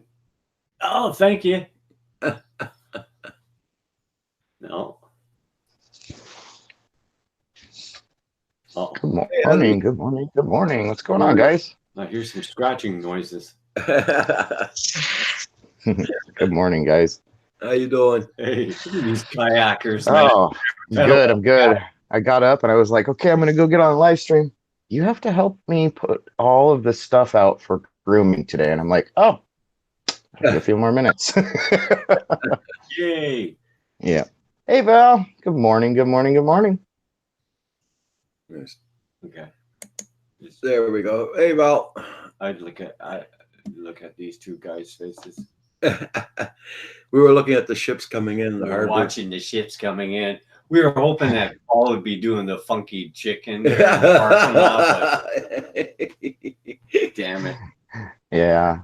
Just running What's around. going on? 608? Yes. 608 FPV. What's going on, man? He'd probably get arrested. Port Clinton. Duck. For me, Good morning. Good morning. Val's having internet connections, I think, problems. She's not Yeah. at home. She's at work. And Yeah. where she works, they have lousy internet, so. There's Clayton Scientist UFO Builder. Hi. How's it going? Good morning. Lewis LPRCs. Good morning. Phantom Hodges. Trying to tell everybody good morning today. I am super tired. Why? I was out doing a So recon Roger, can you last hear night. me? We can. Yeah, we can hear you. Yeah, clear. Very There clear, you go. Val. There you go. So you're out gallivanting late at night. We were doing recon on places to fly in town, and I found a location where I can take the Autel and do a live stream up the side of a 12,000-foot mountain. Ooh. And it's from the city. Ooh. I know. That's what I said too. I was like, that is a hell of a peak. Got out of the car and I was looking up and I'm like, 608. there's one house between me and this peak, and I know the laws, and I made sure that it's clear. So it's happening. It's going to happen soon. Oh, yeah. That.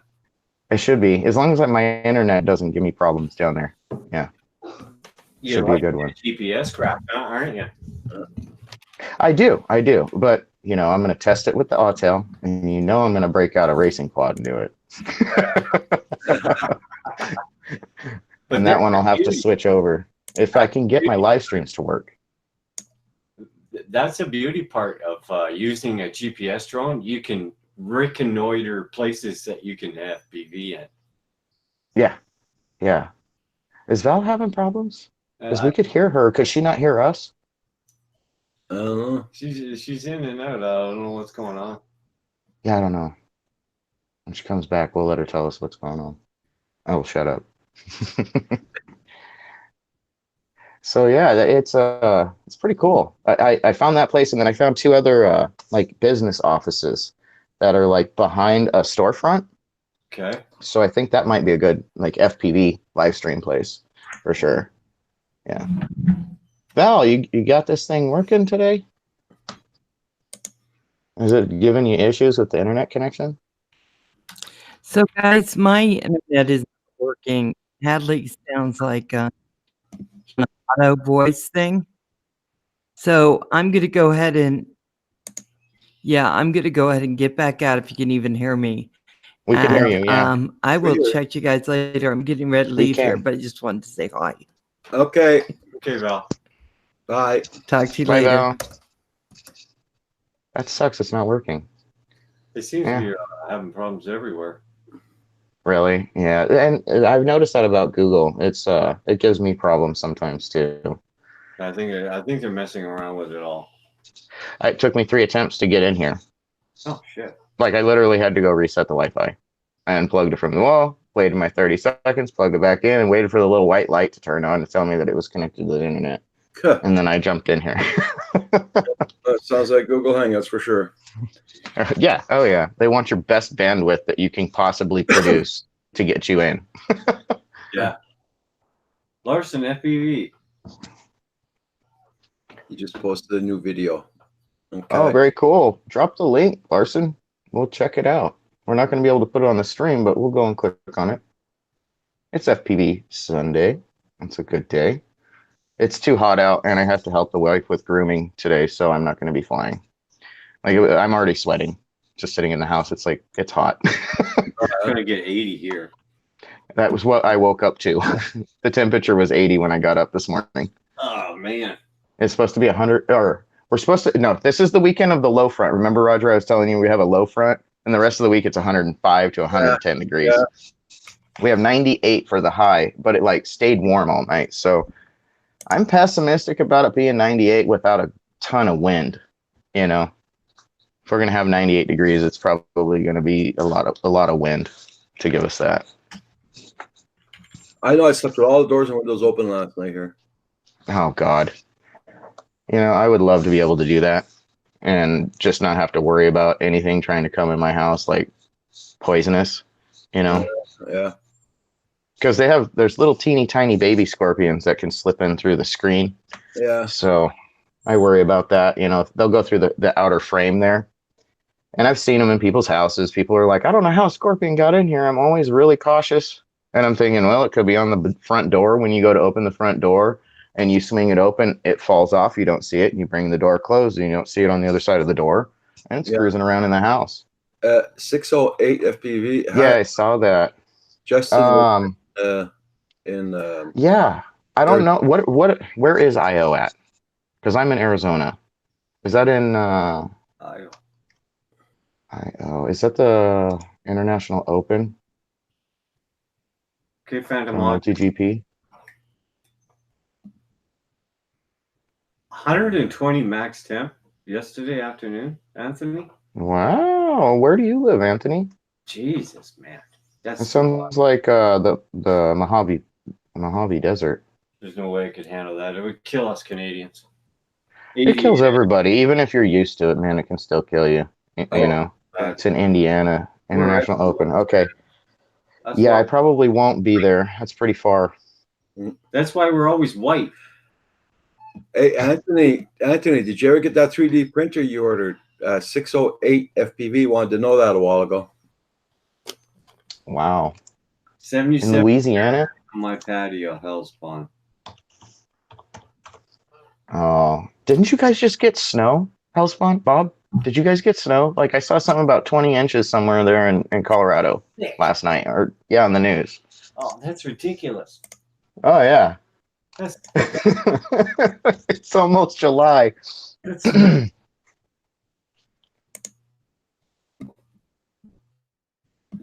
I said that back was damaged. Okay.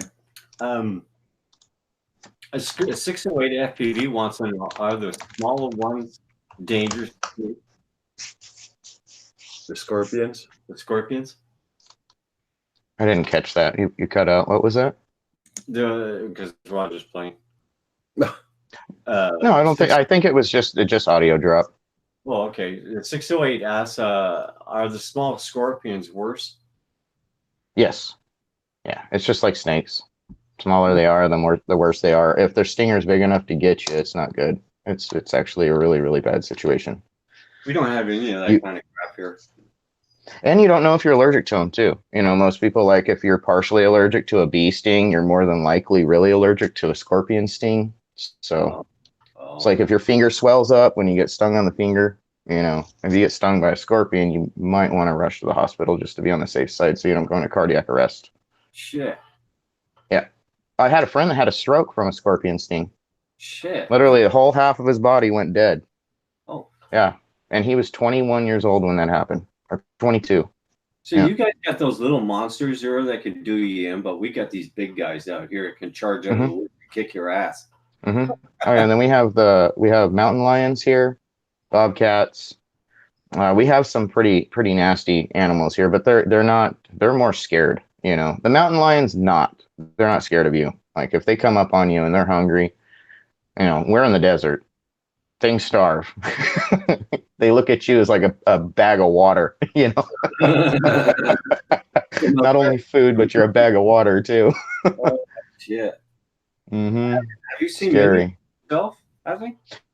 I've seen 4 mountain lions since I've moved here in my little outdoors excursions. But up north, up in like Oregon, Washington, like the wooded areas, you see so much more, wildlife like that. But out here, they're there. It's just they're very rare to see because they blend in really well. A tan coat in the tan desert, it blends in good. Yeah, and a cat at that. Yeah, cats are smart. And we also have a leopard down here.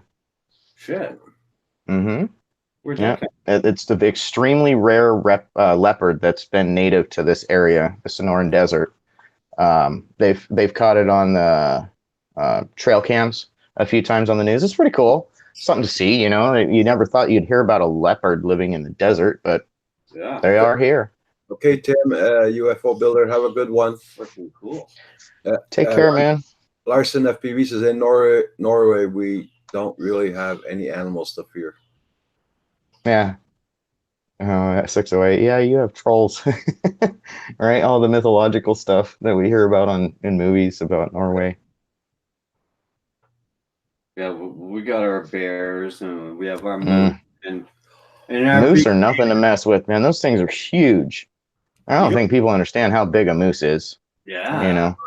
You're not even as tall as to his belly, You can walk under them. That's what I mean. Like you're not even as tall as where the belly hangs down, when they're standing up. Yeah. You got cougars. When I was you got cougars too. Those are nasty. Yep. Tims are very nasty. We're getting some weird animals that we normally don't have around here coming in. Yeah. Oh wow. Yeah, the moose were gone for about 15 years. Now they're making a comeback, and the cougars are very rare. Now they're coming in. We're getting animals that normally don't show up. Now are starting to show up from people encroaching on their territory, and they're expanding. And two cougars attacked a horse up in a town up here, not too far away from us. Mm-hmm. Oh wow, pack hunting. That's not good. No. That means they're family. Yeah. The family's growing, but with cougars, they always kick their offsprings out. They must have been starving. Me and Roger saw 2 black ones in the back here, about 250 feet from us. Yeah, this was the first month we moved here. They were sitting on the rocks in the back before they took the rocks away. He's out there chilling. They were sitting right there, and it was like, "What the hell is that? That can't be a damn house cat."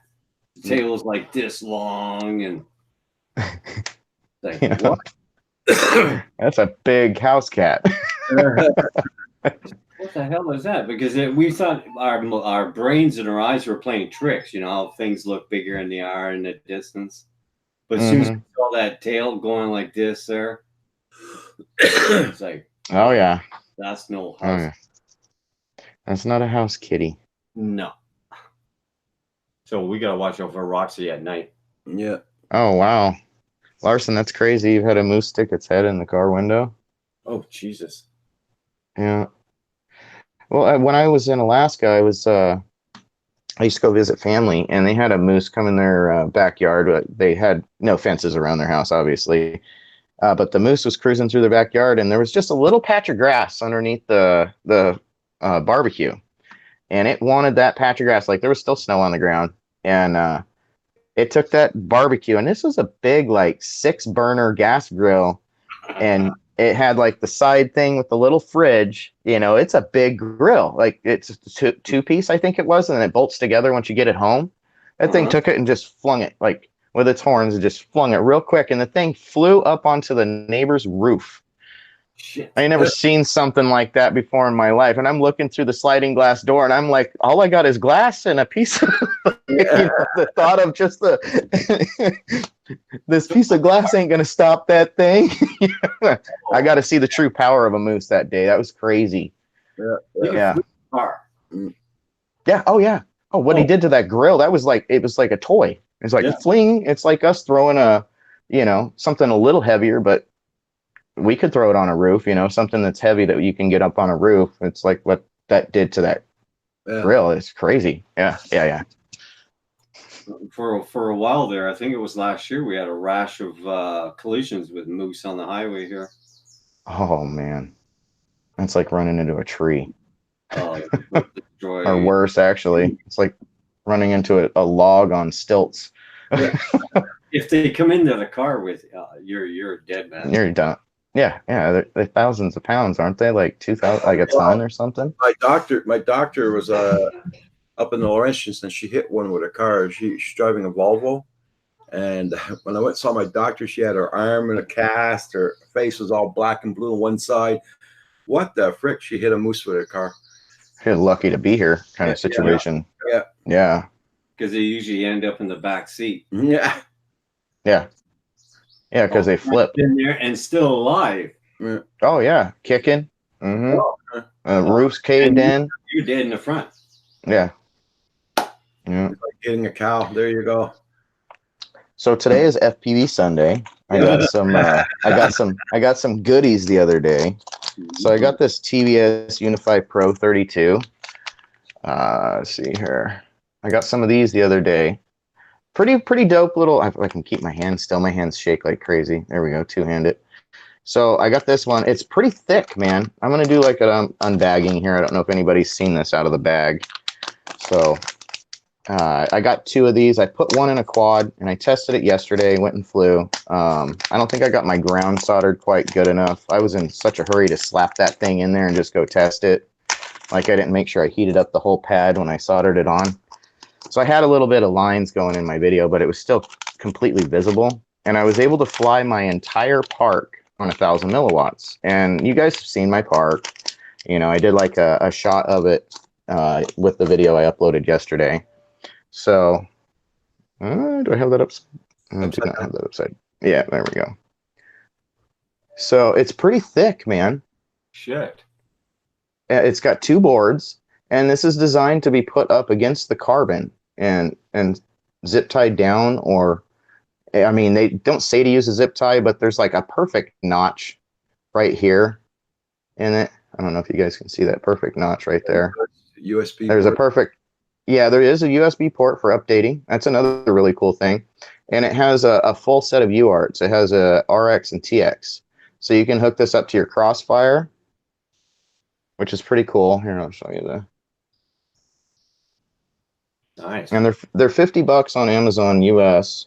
In my last video, I did a link to them, but they're really really strong. Like I was able to fly all the way. I was sitting at one side of the park in the parking lot where I've always had a ton of issues because of RF signals from the houses that are near there. And there's a Wi-Fi at the pool house, and I've always had like RF issues trying to get to like the other side of the baseball fields on the other side of the double set of fences. And I didn't have any problems with this. I'm going to upload a video of my like actual range test of what my personal area where I fly, how I was able to see the improvement over Immersion RC Tramp, or even the Unify V3 that does 800 milliwatts. Those I haven't been able to get on the other side of the fence. Like I can get past one fence, but the second fence that's really tall with the backstop, it was always blocked. Especially if I'm trying to cruise like the sidewalk. So this actually made a difference, but they are $50. The one thing that's really, really cool about this is Trappy had made it so with this up against the carbon, it helps dissipate the heat, so it keeps it out of keeps it more thermal protected. And then it also has a setting that you can go into and change what temperature you want your thermal protection at. So you can change it from like 80 degrees Celsius up to like, I think 105 or 110 degrees Celsius or something like that. So it'll go into thermal cutout once it gets past that temperature so it doesn't damage it. There's some videos out there of them testing them, leaving them on the bench, doing a temperature reading from it without an antenna plugged in at that, of this thing not burning out. And that's a big deal to me because I crash, the antenna comes loose. It's still giving me a little bit of video. But I typically will burn out like my Unify V3, and it's another $50 VTX as well. It runs on 5-volt, but I'll burn those up when I come back and crash because I burn out I broke the antenna and burn out the crystal that's in this thing. So this is a MMCX connector.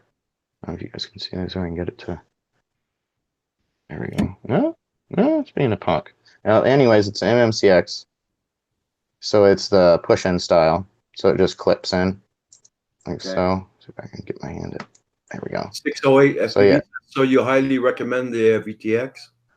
I highly recommend this one because this has been long-awaited VTX that I've been waiting for. It does 1,000 milliwatts if you unlock it, if you have a ham license, and it actually produces 1,000 milliwatts, which are 1 watt, which is really, really cool. And I've got a Unify Pro Race so you guys can compare the size, because a lot of people have gotten these for racing or just because it's a cheap VTX and it's good quality. So this is a Unify Pro Race. This is one of the newer ones where it's got the screw-on connectors. So this is bigger, as you can see. Dang. Oh, yeah. Yeah. So it is bigger, you know what I mean? But it's about the same in length for the antenna and everything. The antenna length is a little bit better to get to the back of the quad, because this is designed to probably, most people, most applications, it's going to be attached to your top plate. And that's the way I did it. That's the way I saw that it was suggested to be done. So that's what I did. And I used some thermal foam tape to attach this to the top plate, so it conducts the heat, or it dissipates the heat through the carbon, it's great design. I think it's going to work perfect. I don't think I'm going to have any problems with it. And with my really crappy soldering job, it still had pretty decent video where I was able to fly. I had lines, but like I'm telling you, I did the worst soldering job just to see how good this thing is, because it's talked about all kinds of filtering, and it was completely flyable. Oh, hello, Summer. Hi, Hi, Summer. Sneaky. Oh, she needs books. Dean Chapman It's said, okay. I just bought the VTX. Hi, Summer. She says hi. Okay. You just bought it? Yeah, it's a good one. I thought I'd share it to everybody and tell everybody about it, because the good stuff is really needed to be shared, especially when it's something like this. And I don't know if you guys know, I don't know how many of these I burned out. Yeah. I'm sorry, I was listening. Okay. Okay. What did you say, Justin? Sorry, we were just talking about you want us to go do a 420. Oh, well, go ahead. It's totally fine. I don't have a problem with that. So anyways, with this Unify Pro HV, like I've burnt a lot of these out sitting on the blocks going to go race. And I feel that this other one might do better even at races if you have to run 25 milliwatts. I know it's capable of, it's capable of 1 watt, but at 25 milliwatts sitting there on the blocks, hopefully it won't burn up, or it goes into thermal protection and keeps it from frying. 608 says, I just threw a TX805. Haven't flown it yet. Hopefully.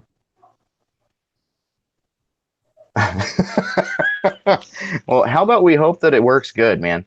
Any VTX that works good, that's got, a decent amount of power that you've been relying on, you trust, I think it's a good thing.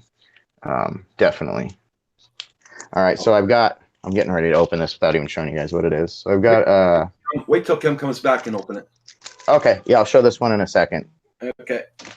Yeah, And then I got an awesome listening. frame over here too that I need to show everybody. Haven't even assembled it, haven't even opened it yet. Saved it for today. Okay. Yeah, okay. Go. You sure? Go. Yeah, go smoke. Go smoke, man. Go smoke. If you need it, you need it. Oh God, yeah. Exactly. You got ghost pains like me, dude. Go. I completely feel it and understand it. Dean Chapman Just says, got the Nano RX also. Awesome, Dean. Yeah, this one's a special one. This one's pretty cool. This is the Diversity Nano RX. So it's got the two Mortal T antennas for it, so you can run one on the front of the quad and one on the back. So when you turn around, you don't lose, signal very much. 608 says, how do you burn them out? Just running without an antenna? Yeah, so like I'll crash and it'll rip the antenna off, it'll rip the little plug off. And I'll fly around. I'll be like, my video's not so great. It'll be flying close to myself and don't notice it because I use rapid fire as well, the immersion RC rapid fire. So that really helps a lot with video. And I've noticed that with the rapid fire, I am not really noticing that my video has gone crappy. Okay. And typically when the antenna breaks, and I won't notice it, it'll break here, like in this little section here. Okay. It'll usually break here and I won't notice. Like it'll be snapped off. I've got one. God, I've got a bunch of them on the bench that I had to change out. I had to change out VTXs because they had burned out. And yeah, I didn't know. I'm just flying with it. Stupid. You know, stupid. Video should be way better. And I'm just like, it's a little staticky. It's fine. No, shouldn't be staticky. Sorry, I had the dog out. Oh, that's okay. I got to do the QX7 mod also. I'm going for the Standard antenna in the L shape for I will fashion together. Very cool. Yeah, I've been following some threads on the mid-range group on Facebook. They've got some pretty cool ideas about antennas and stuff. It's the whole long range thing is going to be something new for me. You know, I've done long range where it's like I go out 2 miles or something and come back shaking. But we're trying to set up like a buddy box. I don't know if it's called a buddy box, but it's an immersion RC thing where you can do link to go way further than like 5 miles and have solid video. So we're going to be testing that out in the future. My good friend has ordered that thing. So I'm like, oh my God, because it's got a satellite kickback where it kicks the sat link back from the other end on this daisy chain. So like for video, I'm like, I don't know. It's just one of those things where you're like really, really into it. I don't really understand exactly how the thing works, but it says that you should be able to do it for having multiple people flying as well. So if like 3 of us can go out and chase each other going way out into the desert, I think it would make for a good video. Oh. You know? Yeah, or maybe set up like a long distance race, you know, where we're racing and we've got spotters out there watching for us, you know, and get the little walkie talkies with the earbud, like, you know, like I'm talking on here. And so you're in communication with everybody. R9M with the R9M on my X-Lite. Haven't tried it yet though. Only reason I'm using it is it was the only RX I had at the time for my build. Yeah, I used that for a long time, man. 608, that was it was a good setup for me. Like I've got a few of the modules and Super 8 antennas for sale. If anybody needs any for their X-Lite, I'll sell them for like $25. But yeah, I used them for 6 months. It worked fine for me. I was able to do a mile solid connection.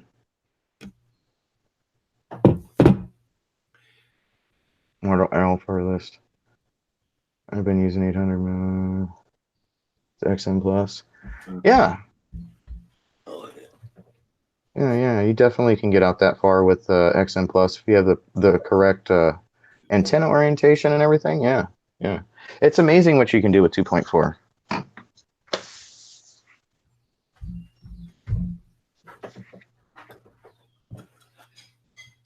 Yeah, so when I went out a mile 608,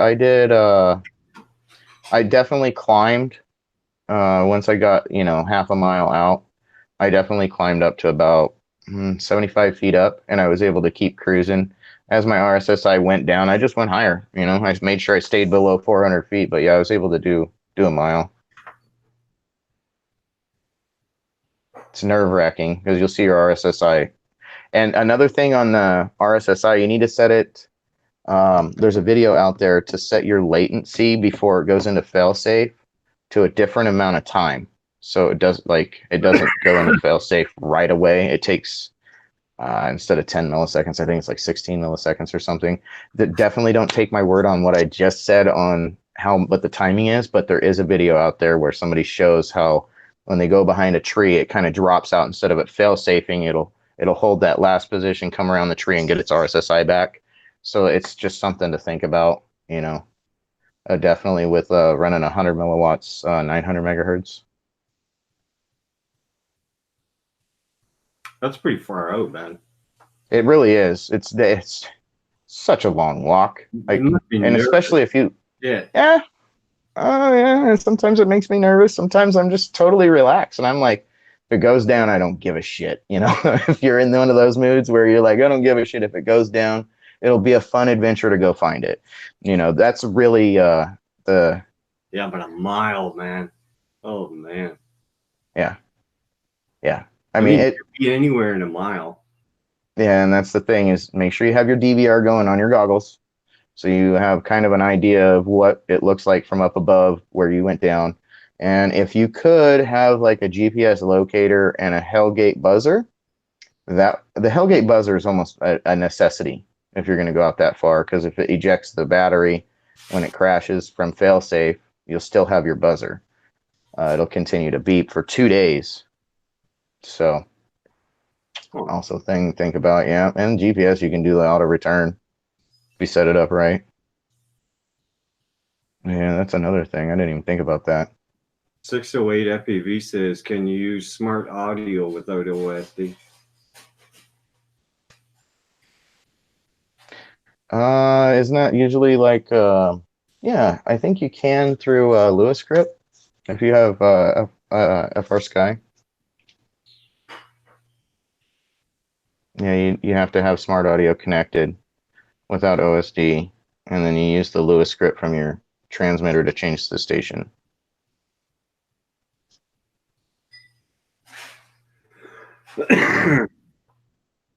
I used to use that like with my Flight 1. So like Flight 1 didn't have OSD. I just used the voltage from my cam and had smart audio connected, and I just used the Lewis script from the transmitter to change my station and my, milliwatts output and all that stuff. And also, like with Crossfire, if you have GPS, it'll give you GPS location with this other VTX, which is crazy. Like I've been researching about what Crossfire offers, and you know what? If I remember correctly, this has OSD built into it. It's either this one or the other one. There's the 2 new ones that they came out with. Right. Every day's research day, right? Because somebody's put out their own personal video for these things. Yeah. Well, you learn something new because everything is something new's coming out new every day. It's evolving. Yeah. Crazy. It's crazy. It really is. Yeah. I don't know. This seems like a unicorn change for me, this VTX. Like it's a unicorn moment because it's got RxTX for UART to connect to it. Like what? Seriously? You know?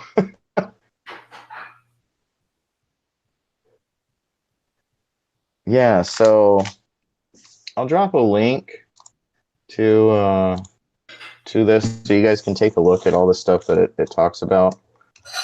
And Dean Chapman has what's the USB port for VTX? yeah, I know.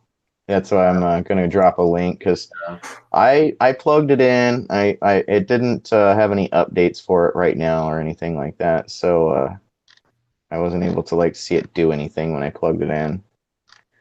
But what is going on with my computer? So I can hear the fan just screaming and it's not doing anything. Oh, I love this. Gotta wait for the text to go through. My computer is so messed up.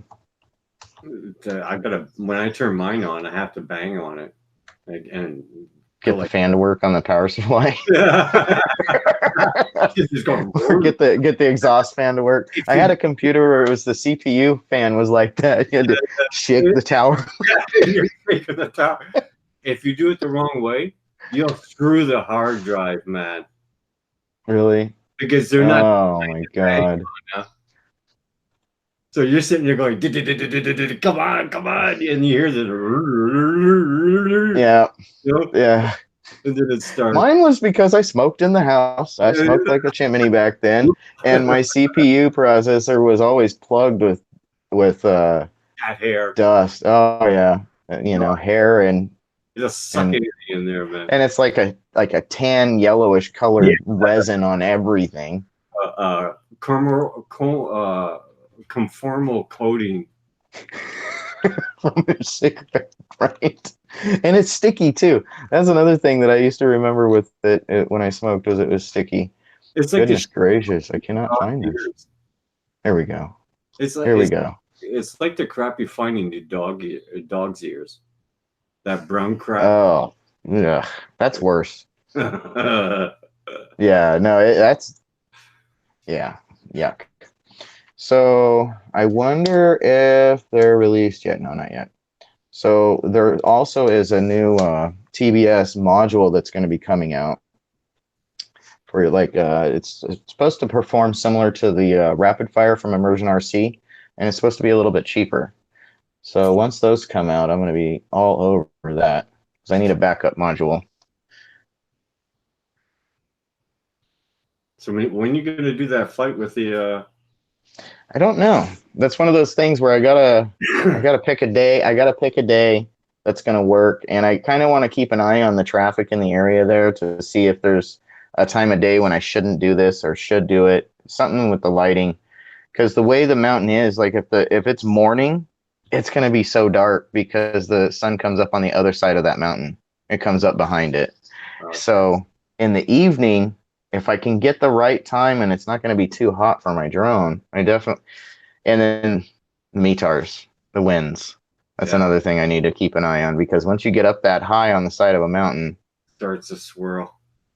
oh yeah, it could slam my drone right into the side of it, which I don't want to have happen. You can too. Mm-hmm. Yeah. And then that's a total loss. Like vortex or something like that, just pulls it right in. Yeah, pretty much. Here we go. So I'm going to drop this link for everybody to go check out from Team Black Sheep.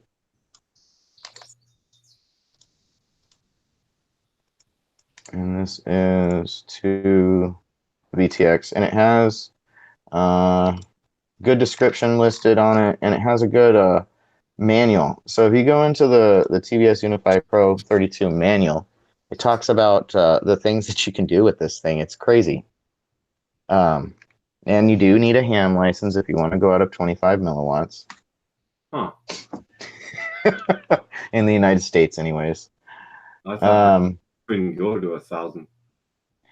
So it's got the OTA firmware update capability using Crossfire as well, which is pretty dope because you can connect this right to your Crossfire module if you're running Crossfire. It's 2 to 6S.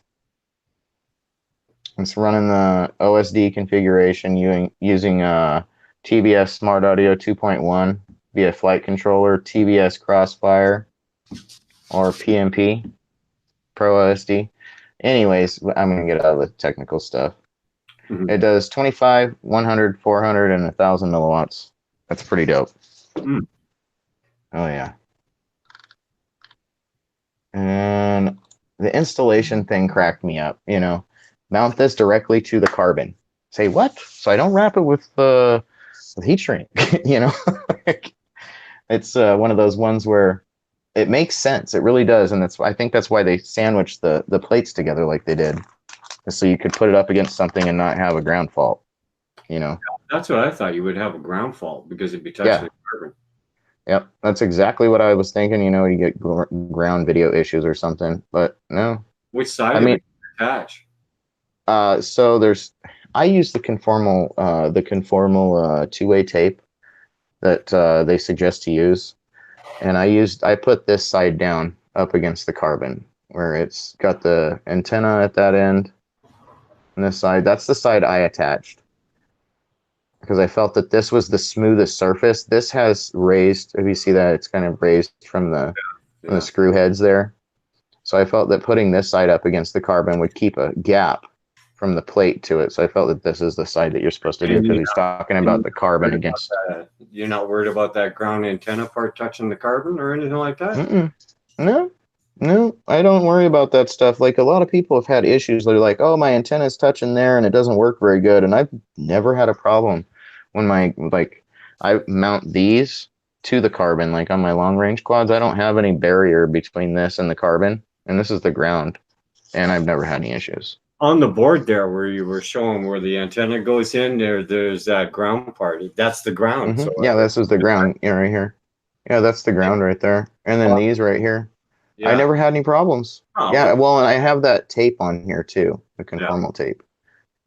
And I put one zip tie around it on the through this notch here. You guys can see that. See the notch where it says LED? Yeah.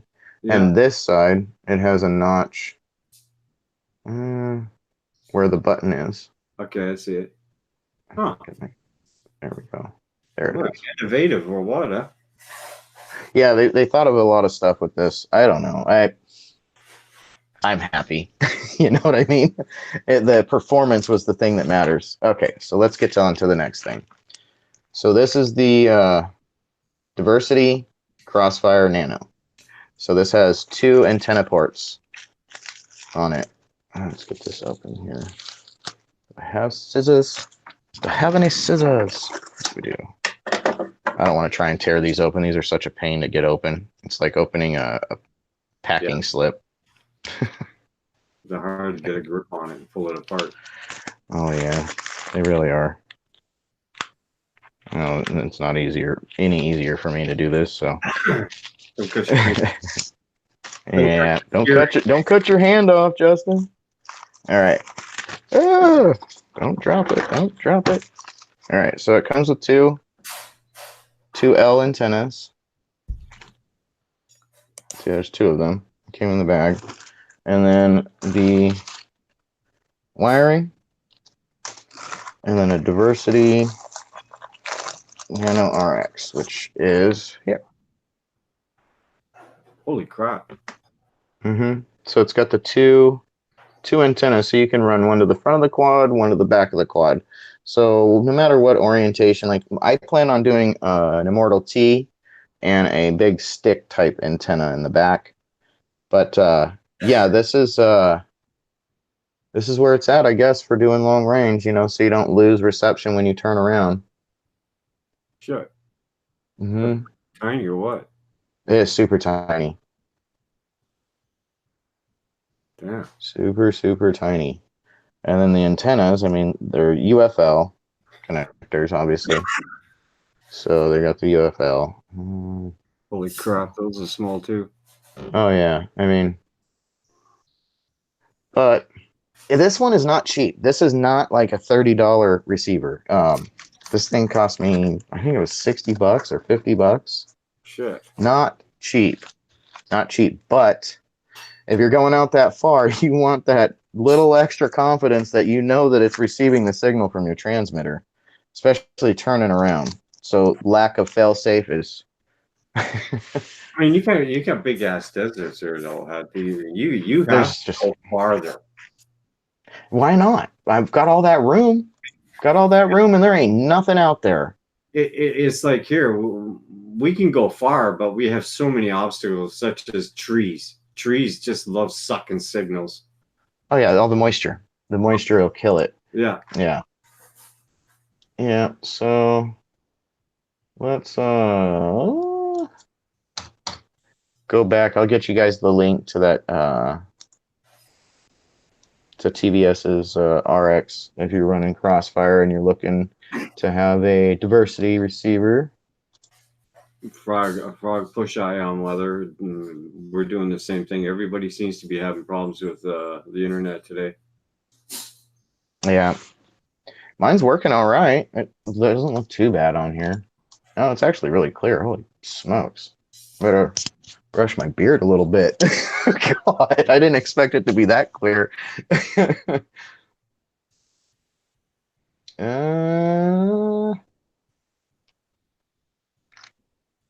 Yeah, it's just a search situation now. I can't find it.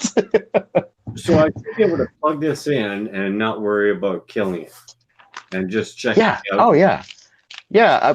Plug in your wires. Oh, jeez, I'm like gonna touch the screen. Plug in your wires that come with it for hooking up your XT60s and your balance boards. Did you get the little balance boards so you can do 2 to 4S or 6S on that extends it away from the? Yeah. Okay, good. And so it came with those, which is good. That's kind of a big deal. And a shitload of wires for all kinds of connectors, all the way down to toy grade. Yep. Perfect. So you'll be covered with all of your, yeah, it was $60. Because Jesus. I'm reading the instructions, but I wanted to go and check the menu too. You know. Yeah, yeah, do definitely get in there, go and explore. Just don't hold the button down to try to send a charge because it's going to send back saying no, you don't have anything plugged in. It's Yeah. got a protection in it.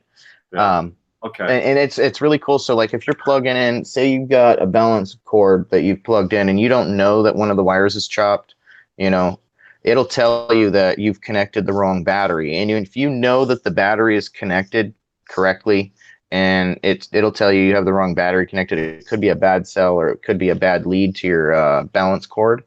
So always something to keep an eye on when you're charging. I want to get using it, you know. That way I can get flying. Yes. Yeah. But And I was you got never what, fired 1300 batteries or 1300 mah for Yeah, a cell. I think so. Yeah. Either 13 or 1500. So here's how I do my charging. I say if you have a 500 mah battery, 1C for 500 mah is typically 0.5 amps. So something to think about when you go to charge something. Like the max amps for a little battery sometimes will be 0.5 amps. Some batteries, like your Fat Shark battery, if you put too many amps into it, it'll ruin it. So like when they came out with the new one where it plugs in via USB and it's 1.8 amps, don't push 1.8 amps into that goggle. You know, everybody I know, they just plug it into their computer and leave it overnight. It charges at 1 amp, you know, out of the computer, and it works great. So when you're going to charge your batteries, definitely I don't suggest, even if it says it's rated for 5C, I don't suggest doing it. Yeah. Back in the day with the RC cars, they used to cycle them with mass amps in and discharge them and mass amps in. And I don't think that's like what you want to do with LiPo. I think you want to stick to the low and slow trickle charge if you want them to last the longest, and don't over discharge them. The Titan charger. When I chose lipo, it says what amperage you want put into them. It was saying something. Yeah, that's too much. You need a big battery for that. That's like a 2200 mah. Or I couldn't. I tried to go lower. Couldn't go below 2 amps. And I couldn't do it. It just kept saying 2.5 or 2.2 or something like that. Yeah, if you had a balance board and you were going to charge 2 batteries at the same time, that creates more mah, so it can take the amount of amps. So I do charge sometimes 4 or 6 batteries on one balance board, and I'll push like 10 amps into that balance board because each battery takes 1.5 amps times 5 or 6 or whatever, depending on what I am, and I'll put 10 amps in there, and they'll be charging at their max C rating. Or they're not their max C rating. To me, it's max C rating. I don't like to go over 1C when I'm charging, just for longevity of the batteries. Yeah, I don't like rush charging either. I mean, you can do it if you only have a few batteries and you're at an event and you want to keep flying, and there's only you only have so much time to get your battery charged. You got to do what you got to do. Yeah. But flying on your own and you have time to charge them, don't ever walk away from that. If you go pee or something, that's fine. Go to the bathroom, but don't leave the batteries charging and do something else. Kind of keep an eye on them. Sit down, watch TV, watch a video on YouTube. Yeah. Whatever you do for entertainment, but something that you can keep an eye where you're looking at something and you keep an eye on those numbers. And don't be like hovering it, like standing there. Okay, I'm gonna be here for a half hour. You don't have to do that, but you need to keep an eye on it and have it in a place when you're charging that you have to just huck the whole damn thing out the window or door just to get it out of the house so the house don't burn or smoke damage. Door, I have all consistencies right here. You're gone. I recently bought myself a barbecue from the dollar store. It's a little shitty one. It was like $5 at the dollar store, and it's nothing great, but it's a metal can, and it's got the little things to clip up on the side. So I clip one side, and I put my batteries in there and charge. And it's got like a turn port so you can see in there, and I can see in there just fine. I put the battery up near it, so if it starts to puff, I'll be able to see it puffing. And I like that better than my lipo bag, because you saw what the lipo bag did to my back porch. I mean, I know the metal's going to get hot, if but one battery goes, they all go. yeah, that's why I just do one battery or 6 batteries at a time. If they're crappy batteries, I don't charge them in parallel or whatever. But we'll charge 1 battery at a time in there, or 3, because I have 3 chargers. And you have 2 ports, so you can do 2 at a time. I store my batteries in a all metal antique toolbox. There you go. Works. As long as does it have ventilation in it? Well, it can breathe. Okay. Yeah, as long as it can breathe, you're good. Decent amount of breath. Yeah, so if something goes wrong, I flick that thing lock and I just throw it out the window. Yeah, I mean 608. If you live in a place that's not super hot and you have a shaded area in your yard or whatever that doesn't get over 100 degrees inside of a grill, like storage of those things, everybody always says I store them here, I store them there. A lot of people have a fireplace in their house and they don't think about that. That's the best place you could store a lipo, is in your fireplace. If you have a fireplace, if you're not using your fireplace, don't use your fireplace with your batteries in there. That's not, come on. But you can put them in your fireplace too, and don't use it. And if it's a gas fireplace, make sure that it can handle the temperature from that, because it's more fashion than real use at that point. But I feel that anything's better than sitting on your damn couch. Throw your batteries on the couch with your bag or whatever when you come home, and you're chilling in the living room working at your coffee table trying to fix a quad. Don't do that. Put them somewhere safe. That's the first thing I do when I come in from flying or using the batteries, is I maintenance the batteries first of all. Yeah, if you have the time. I know a lot of us are in a rush. We get out and go fly sometimes in the morning, got to do family stuff afterwards. But, always think of your family first and yourself first with safety. And like you said, maintenance them when you come home, because some of them might be over discharged. Yeah. And if you don't maintenance them right away when you get home, that cell might not come back. So things to think about. I noticed the phantom batteries there. You should give them a rest for a while before you start recharging.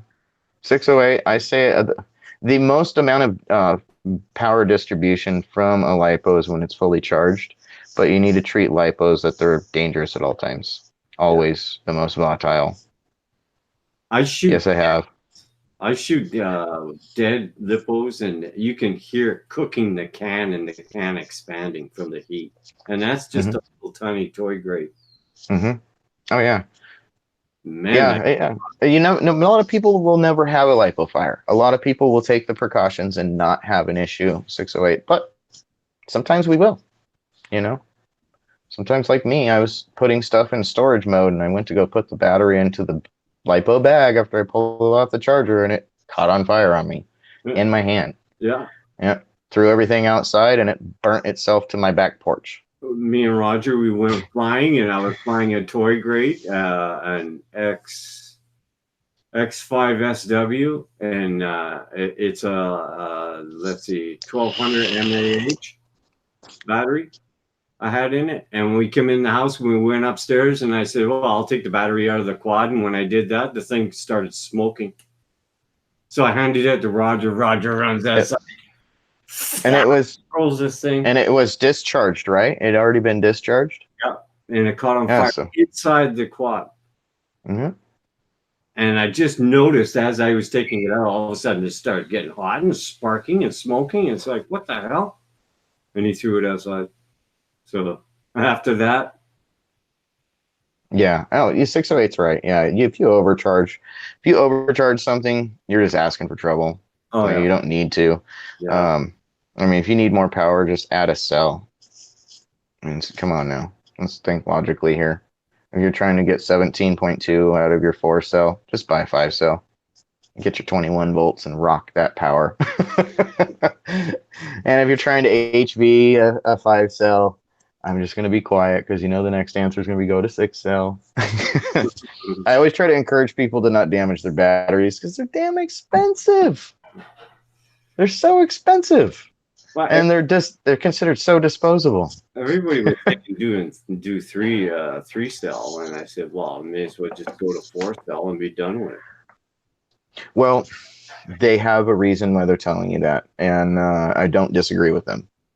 3 cell is good to learn to get the mechanics of acro, so you understand what you're doing before you're doing this off the ground, because you're leaning forward, pulling back because you're not used. You'll see. It's going to be a heck of a learning curve. You're going to probably pick it up quick because you've been in the goggles for a while now, which is awesome. So you're not disorientated in the goggles. So No. that half the battle's done right there. The other half battle's just learning a little bit of For a acro. long time, even though it's on stabilized mode there, but I feel natural with it. Yeah, and if you're going to fly stabilized mode, there's nothing wrong with that, Kim. If that's what you want to do, and that's the kind of flying you want to do, I'm I not commend you because you're out there doing it. I'll fly in stabilized mode for a little bit until I get the feel of the power of the unit. How It fast will. it moves. I have to say this. Somebody's got to tell you this. Feeling the power of the quad is not going to be even close to the same as when you're in acro. Even if you're flying, because I went on that same Wizard, I went from stabilized to acro, and it didn't. As soon as I went into acro, I was like, "Oh my god, it's got so much more power now." Because stabilized kind of bottles it down. It'll give you good thrust punch outs, though. You'll have an awesome time doing punch outs, and if you go to Horizon mode where you can do the rolls and stuff, do fast rolls. That's what I did for a while. There's nothing wrong with it, man. Do it. If you want to do it, it's yours. Get out there and just fly. I got giant fields here. I'm just going to shove the thing in acro and just get on with it. Waxfire, yep. Yep. Definitely. Waxfire, how you doing this morning, man? Feelings, right? You know, I have something I need to send him, I think. Waxfire is the one that lives by you, right? Yeah. Yeah, I think I've got some. Wasn't it a flight controller or some shit? Maybe he'll say something here. Yeah, I hear you, 608. I got all this shit behind me on the table. And you said you cleaned it? I did. I cleaned it off. And it's pretty clean. That's just okay. It's pretty clean. It's not stacked this high with shit. Yeah, I forgot, man. As soon as I saw his name, I was like, I swear to God, I needed to send him something. You know, I forget things. Okay, so let's go on to the next thing that I've got here. I got something that's been made in Canada. Oh, what's that? What's that? Warmers? It's the FR7, guys. The FR7. It's a frame. It's a frame. Open source frame that's cut by somebody in Canada. And I haven't opened this yet. I've been saving it for FPV Sunday. All right, let's get this thing open. Nice. And that's made here. I'm opening it here. No, that's made here in Canada. Yes. Yeah. So my buddy Sean, he messaged me and he's like, "Hey, do you want to get yourself another 7-inch frame?" And I'm like, yes. You know, like I might as well. Yeah. And you know, I've done some jobs lately with my camera drone. I made some money, so I thought I would treat myself to a nice frame. And it is super thick. Holy shit! Yeah, it's 5 mil. I think it's 5 mil. It's either 5 mil or 6. No, it's 5 mil. So here's two arms. Let me get this thing open here. It sounds thick. It is. It's heavy duty. You know, something that's gonna last. The edges are tampered or campered or whatever it's called. So they're rounded. You got a pole hit then? Yeah, I'm not gonna want to hit anything in this big monster. This thing is huge. This is one of those quads where I'm like, it only runs 7-inch props. It looks like it could run 10. The way you're banging around the arms there, it sounds like you're playing around with a bunch of chisels. I know, that's what it feels like. Yeah. So it was fun. It was, let me see if I can get a link to this. I don't know if I'm going to be able to get a link by the end of the stream. Because my buddy's, it's Sunday, right? Yeah, he's out doing races. I think he's in Phoenix. So, anyways, there's three plates for this thing. There's the top plate, and then the sandwich plates, and it was $5 to get the hardware and to get these pressed into the frame. It was like $55, man, for this whole frame, which is super cheap, and it's super thick, and it's for doing long range, and it's got the cinematic setup for the camera. So it puts the GoPro down low where your FPV camera would be, and puts your FPV camera up where your GoPro would be. So it's such a different design with how it's set up. I had to buy one. I could not buy one for $55. I was like, "You're serious? It's $55 and it's 5 mil thick, and then the bottom plates are 3 mil. Like that's super thick. That's almost that's thicker than my Mongoose's arm. Like this is the same thickness as the arm on my Mongoose frame. So, and that's the bottom plate. I'm not going to try and put it together because I don't have the TPU, but hopefully next FPV Sunday, I'm going to put this thing together so everybody can check it out. I'm going to try to get it built on next Sunday during the FPV Sunday, if I can. You know, might be kind of nice to do on FPV Sunday. And this is why I also have this 1000 milliwatt VTX over here.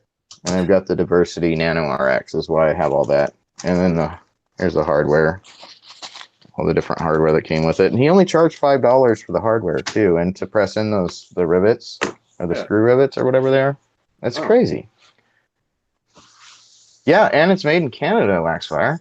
Damn. It's cut in Canada. Yeah. Well, that's about time you start to make companies to supply us. Mm-hmm. Yeah, they're a local company to you guys. He lives there. He's, I think it's awesome. And the cut is phenomenal. There's no shitty part about it. No fraying of anywhere on this thing. It's crazy. That's nice. And usually on the arms, like you can see a little bit of a cut error, but it was so well taken care of. Like it didn't do any damage to it. Nice. And it's just like, it could be from me throwing it around right now too. I've been kind of just carbon and my hands are dirty. Dirties.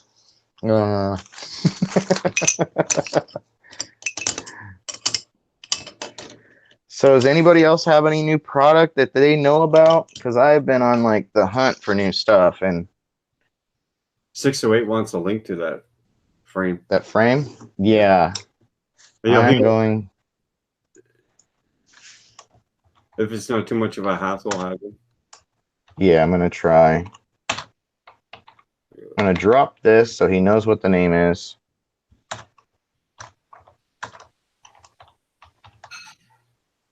It's an open source frame. So if you have somebody that cuts carbon, like if you have a person that does carbon cuts and you want this frame cut, you don't have to have this person in Canada do it.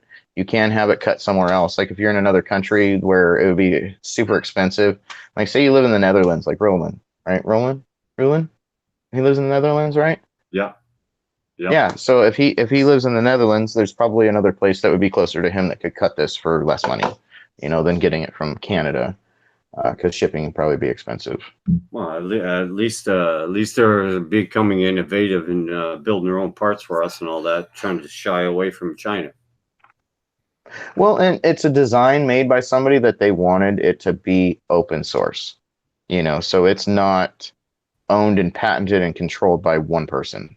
That's a big deal to me, Yep.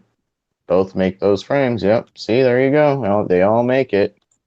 I got mine from Canada just to support the Canadians. Just saying.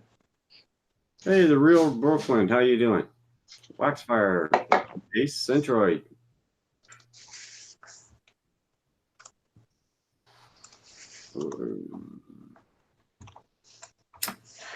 And if you look at the pictures that you guys find there with the frame, it's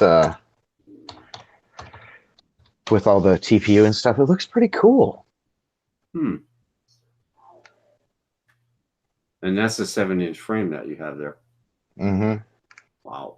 Oh yeah, I'm gonna be like trying to figure out how I can get 8-inch props on it. Can I get them on there? You do trim them down. Just use a drum. Be over there on my little balance thing, spinning them. Okay, this one needs a little bit of tape. This one needs a little bit of sanding done. Oh no, no.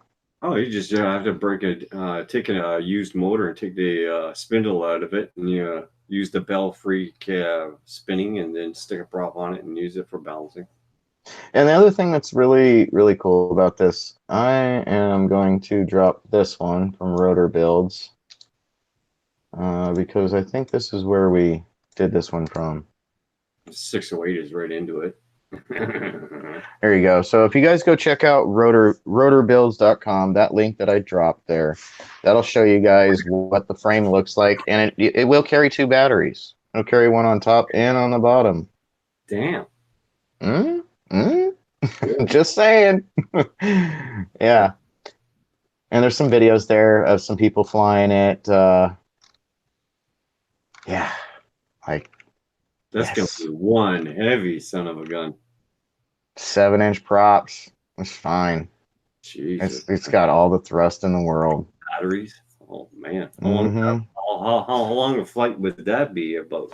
I don't know, but some of the stuff looks like it's gonna, Two batteries. yeah, I don't know. Like they're suggesting to use like the Hyperlight 2408.5 Team Edition motors with it. I don't know what I'm going to use with it yet, guys. I'm probably going to just do what I always do. Get some stuff together and hope it works. And whatever's cheapest for me. I'm hoping to get some of those 6S Co-Nasty motors, the 2407s. I think they're like 1739 kV. I'm hoping to be able to afford those by the time I put this together, which is like in a week. But I don't know if I'm going to be able to get them in that time. I don't have any jobs booked this week, so. But nevertheless, I guess I could build everything but the motors and save for the motors, because that's what I want for it. Yeah. Well, at least I'm gonna run on 5S. Yeah. Got a couple of parts to start off with. I'm getting there. This is the way it goes. Sometimes it takes a month or two to get a quad together because of how much it costs. Well, Yeah, and I need to do it, man. I gotta build this thing. I got it. It's gonna be I mean, I could take my other 7-inch that's back there and just carnivore it and throw it on this one. the motors anyway. Yep. Well, no. Yeah, no, they're 1700 kV. Yeah, they would work. They'd work. They're only a 2306 though. They give me about 10-minute flight time with a 5S if I just go out and cruise with a 7-inch prop. It's not bad. Huh. Yeah. Yeah, so I'm guessing everybody's out enjoying this wonderful weather that we're having. Because here it is pretty out. It's just too hot. It's windy as hell right now. You guys need to fly early in the morning there, Kim. It's the only way you're going to get no wind. Yeah, early in the morning. As soon as that sun comes up, it starts kicking the wind around. Yeah. When the sun goes down, a lot of times during the day, even when we're hot at 80, 90 to 100 degrees, we don't have any wind at all. Oh, man, then that's perfect time to go out and fly. Sit in the shade and fly. Yeah. Because I fly in that high heat, man. Remember, I'll go out and I'll fly when it's 105 degrees out. But I do take my batteries in the house after I'm done flying. Yeah. Don't throw them in the fridge. If they get that hot and they're going into thermal overload, throw it out on the concrete, Yeah. Don't throw it in the grass. It burns the hell out of the grass. The force cell doesn't stop burning for a while. Yeah, man. So I'm excited to see you fly, Kim. I really am. Like, if you need any help with your charger when you're going to set it up or going to hook up and start charging, you can call me. I'm gonna be asking information. That's for damn sure. Yeah, if you just need reassurance and you need to call me, dude, just call me. I'll walk you through it. I'm just learning this thing. Yeah, that's just the beginning. Battery. That's just the beginning. Oh my God. It's gonna be so cool to watch. You're gonna be like a kid in a candy store. And you finally get to use your Christmas present that I sent you. My God. long time awaited, man. It's like been 7 months sitting there, and you're like, I'm done sleeping with that thing. I got a charger now. I'm gonna sleep with the charger.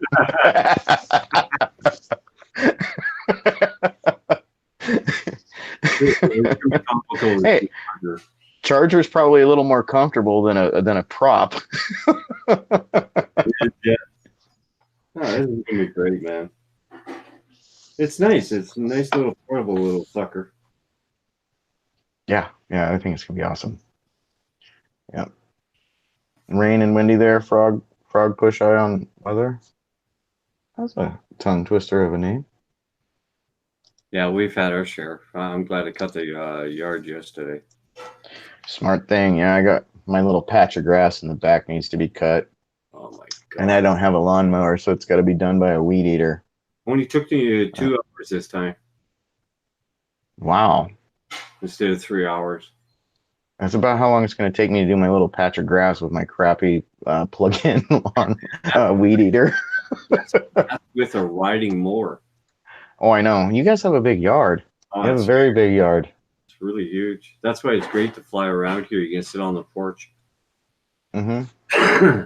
Because you can still see your drone over a mile away here. It starts to slope upwards. I just need to FPV your damn lawnmower. Yeah. Oh, I already done that. No, I mean like, so you're sitting on the porch controlling it like in Oh, okay. Honey, I Shrunk the Kids.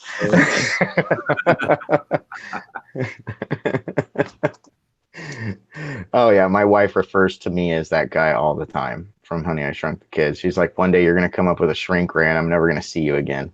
And I'm like, well, I'll be out there fighting with dust mites trying to survive. Those things are scary as heck looking under a microscope. Great. Yeah. They're more terrifying than anything that we have that's big nowadays, you know. You realize when you do that and you see all those little monsters in there, what you're living with. Oh yeah, it's disgusting, isn't it? I mean, it's not appealing. They're everywhere. Oh yeah, yep. Mm. But yeah. So that's all my goodies that I have to share today. I felt like I had a good share though, you know. Yeah. Some lucky stuff. I do have some odd and end things that I'm doing. I got a new hard drive for my laptop finally. Great. Thing is so small. It's smaller than my key fob for my car. And it was like $100. Damn. I was not happy about that. I was like, that thing was $100 and it's like the size, it's smaller than my thumb. I'm going to go get it so you guys can see this thing because I am astonished with how small it is. Oh, wait. No, it's right here. Duh. It's this little guy, right? It's in a decent size box, right? Damn, that's small. Yeah. No. This way. That ain't nothing, man. That's it? That's it. Yeah, exactly. All right. Look at this thing. It was $100 for this thing. I almost want to send it back because I'm like, is it really worth it to do this, or should I just buy another computer? Jesus Christ. Yeah, for 500 gigs. I mean, I have 100 gig in the computer, you know, which isn't much. So when I do editing, it's slowed down because it's close to maxed out with just Windows 10 on there. And you know, everybody I've talked to, even the guys at Best Buy, are like, "You need a new hard drive. You need a new hard drive." I bought a hard drive. Tiny. So like here's a standard solid state, 2.5, you know. Yep. You know, and that thing was super tiny. Here, let me pull it back out, Jesus. So this is the little techie things that I'm doing this week. I got to put this thing in. You know, look at that. Wow. Yeah. It's just crazy. Like, why did they make this? Why the hell do we have these? Why don't we just use these? Yeah. I don't understand. I don't know. That's engineering all of those big craft spaceships. Wouldn't doubt it. I mean, only makes sense, you know, because look at this thing, man. This is 500 gigs solid state, and it's 50 It's years no ago, bigger than a couple of SD cards. 50 years ago, you wouldn't even see that. Oh yeah, 50 years ago we would have never fathomed even 500 gigs. Yeah. We were barely working on like kilobytes back then. 50 years ago. Yeah. The size of the computers 50 years ago, they were the size of a room. Oh, they had really Actually, like a gymnasium. Yeah. around. Everything was cranking around just to, ones and zeros. Your phone station was the size of your room. Oh, yeah. Yeah. There's all kinds of people in there going, changing stuff around. Yeah. Because it was all manual ons and off switches, And now we've got circuit boards that do the on and off switch for us. Yeah, it's crazy. I mean, we move so fast forward. It's shocking. Yeah, and then this here. So apparently when you do one of these hard drives, if I want to save all my info, like I have to transfer everything from one. I don't know. I'm kind of out of my element here with doing this, but I'm going to give it a hell anyways. So I have to put that little tiny hard drive in here. And this, yeah, so that little hard drive goes in here, and then I plug it in via USB, and I use I can't remember what it's called, Macrium or something like that program. So it goes into this little black case here. I think this is a good idea, for this, because after I pull that other hard drive out, I'll have 100 gig solid state that I can pack around in this little case here. But to do the file transfer, I needed this thing to transfer it because the plug on it isn't standard like what is this here? Wrong side here. Yeah, so like this is like a whole adventure that's been driving me crazy. Like I don't know exactly what the heck I'm doing, but I'm doing. So like the other hard drive, it plugs in via this thing with USB, right? So you got this little thing where it plugs in, and you plug it into the computer, and you're good to go, right? And you do your file transfer, so you just transfer everything that's on your hard drive to the new hard drive, and put the new hard drive in there, and it's like it wasn't ever changed. It's just a theory. I'm probably going to end up pissed off, but let's be real here. Justin doesn't do so well with some of this stuff. Yeah. Riley Finchfield, how you doing? Hey, Riley, how's it going? Transfer board, yep. Yep. Yeah, I'm learning, man. I got to teach an old dog a new trick. Sometimes it just has to happen. My computer, I break quarters to run it. It's got one of those little laundromat coin slots where you push your coin in. Sometimes I feel like mine should have that so I know it turns on. The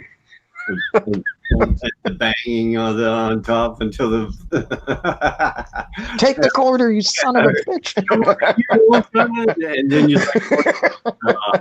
then you wait a second, all of a sudden it goes back into that freak out fan mode, and you're back, and you bang on it like this there. Yep, exactly. Yeah, it's crazy.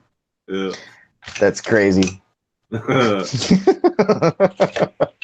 Yeah, I'm super stoked to do this frame, man. I think it's going to be something cool. Man. I think the computer stuff. Yeah, I mean, I had a good week with working with the camera drone. Those 3 jobs that I had submitted in, they used my footage, which was cool. And for the exterior, they had like one picture up on their website. Like I was going around looking for the houses that have one picture from the exterior, and I'm like, I'm just gonna go take pictures. I'm gonna go knock on the door if somebody's there. If nobody's there, I'm gonna call the realtor and be like, can you come meet me here? Can I get in here and take pictures for you guys? Yeah. And I'm not charging them a lot. I'm charging them $50, but I did 9 of them at $50 a piece. I probably shot myself in the foot, but I took the pictures with my iPhone, or not my iPhone, but this Samsung phone thing. Took my pictures with that, and then I did the outside shots with my Evo. And and thanks to Russell with his suggestions, and I recorded it so I could hear him over again with his suggestions. Like he was 100% on point, man. Like he got me $9.50. I mean, I could have charged him more, but I felt like $50 is a good way to kick the door open and say, hey, I'm here, I'm cheap, I Yeah. can do as many as you want. Yeah. Let's do this. Talking to other people on down the line. Oh yeah, yeah, they'll talk about me. You know, either they'll be like, "Yeah, he's kind of crazy, but he does some good footage," or they'll be like, "Yeah, I don't like him." It's all right. I'm okay with that. Not everybody's gonna like me. Newfound, how you doing there, Bill? Riley. You found drone. How's it going? It shows everybody's out flying around and stuff like that today. Oh yeah, yeah. They're gonna stop in and say hi and stuff because they're taking a break or whatever. Yeah, Especially the and FPV. fly. Just get out there and fly. I mean, if you're sitting here watching us instead of going to go fly, dude, go fly. If your stuff's charged and your stuff's fixed and ready to go, That's it. You don't get many more days Mm-mm. left of that. You better enjoy it now before the winter comes.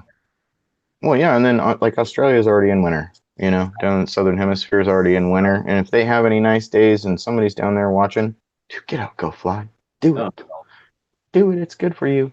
Well, even that's why minus 40. I go and bring a toy grade out and fly around with a toy grade. So if I break it, who gives crap? Yeah, Chandler Woodruff, what's going on, man? Oh, very cool. Very, very cool. Thanks for coming in and watching, man. It's dope. What are you building? Let's see. I mean, he might be fixing. Like me, I'm always fixing. Next weekend will be my first build in a long time. Think of building the CADX turtle for my mobile build. Toothpicks. Oh, dude, that's dope. Those are so much fun. I need to build one of those so bad. That's what we should have you learn on, Kim. Like, if you really wanted to learn as a toothpick, would probably be the best acro quad to go out and rip around. I like 3 inches. 7? Holy crap! Are you selling them, Yeah. Chandler? Damn. Or do you guys have like a race class that you go race them at? Because I can understand building 7 if you race them. Yeah, because they're so much fun. You're an addict, aren't we all? The small on it though. Not selling. Very cool. Very cool. Very, very cool, Chandler. Yeah. I don't know if I have you, man. Let me check. I'm Hadley's famous. You just like to build? It is really fun. Yeah. Once you start building, Kim, you're gonna understand. You're gonna be addicted to that. You'll be over there doing live streams building. I have a 5-inch frame. I have a Foxeer camera, and I have a Foxeer flight control board. Chandler, I just subbed your channel, man. I was sub number 69. Nice. What's up? I like that one. Very cool. Yeah, you should fly more, man. That's part of the fun too. Yeah. Yeah. I mean, if he's like me, when I first started, I loved building. I had to build so much because I crashed so much. It was bad. It was so bad. There was other times where I build something and I was stupid and turned my XT60 backwards, and I have the black on the red, red on the black for some reason at the XT60, and I go and I build a quad and just burn it up before I had a, smoke stopper and stuff. Yeah, God, I was a reckless person all the way through. Thank you, man. Thank you. Yeah. If you guys haven't checked out Chandler Woodruff, he's a 69 subs, man. He's another FPV guy with us. Just throw him a sub. That would be awesome. Help him out. Get him up there. We want to see him get past at least 100. Because at 100, you get a little letter from YouTube and all that stuff.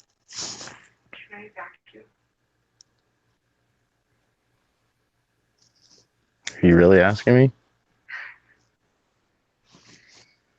Just a second, guys. Yeah, no problem. Sorry. That's cool. Chandler, man, you're just cranking them out. I'll have to check and see if I have you on my channel. My computer's upstairs. This is Roger's channel. I Shanghaied it. I got him working in the kitchen.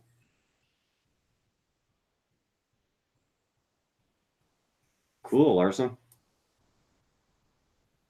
Man, there must be a lot of people out flying, having some fun. Kim, I'm going to have to hop off for about 5 minutes. Well, Are you guys going to keep this going past noon there, your time?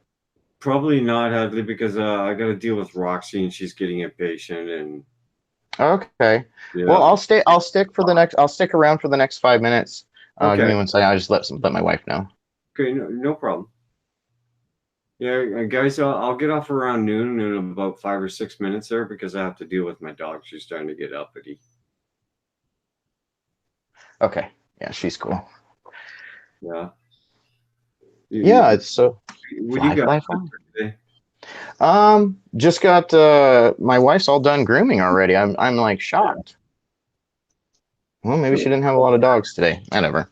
But yeah, I probably gonna take her to go do some stuff because Cool. she's worked her butt off all week and she needs to get out and go do something, you know. Have some Enough about the wife. Have some fun. Go have an ice cream. Sit in a park somewhere. Watch some beautiful scenery. I have to sit in the car. It's too damn hot. Oh, That's why I want to move.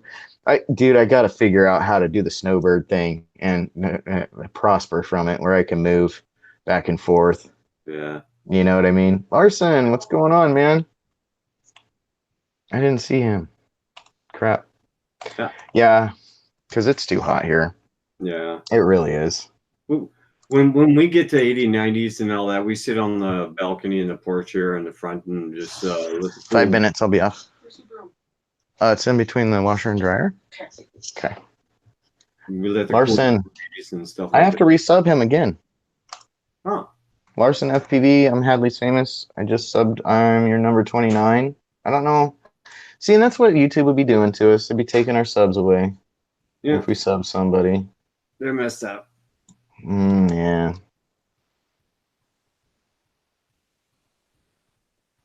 Hey, JDS. FR Sky Deceiver? I have not.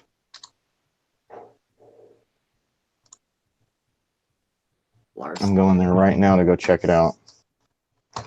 I am a newbie drone fanatic. I'm a strong supporter of their gear. I'll have to check out Larson's FPV channel after on my other computer. Yeah, he's got some good stuff there. Check him out, guys. He's I got obviously becoming very experienced in building. He loves building. So JD. building questions, probably a good person to talk to. Roger's doing dishes. Roger's catching up on the week right now. So Kim, go sit down and give me watch hours. Fun. And we're okay supporting him. We're okay supporting him through that because he does so much for everybody. Oh. Yeah, I felt bad I couldn't make it in last weekend, but it was fly time and it was Father's Day, and it's cool, man. Yeah, my wife made sure it was Dad Dog Day. Day. Dad Dog Day is what she kept calling it. I'm just like, oh God. Here's Dad Dog Day. Roxy's Dang, is that the DSM compatible one that you're talking about, or the FR site? Oh, here we go. I got it. And it's on sale for $11.99. Dang, that thing looks tiny.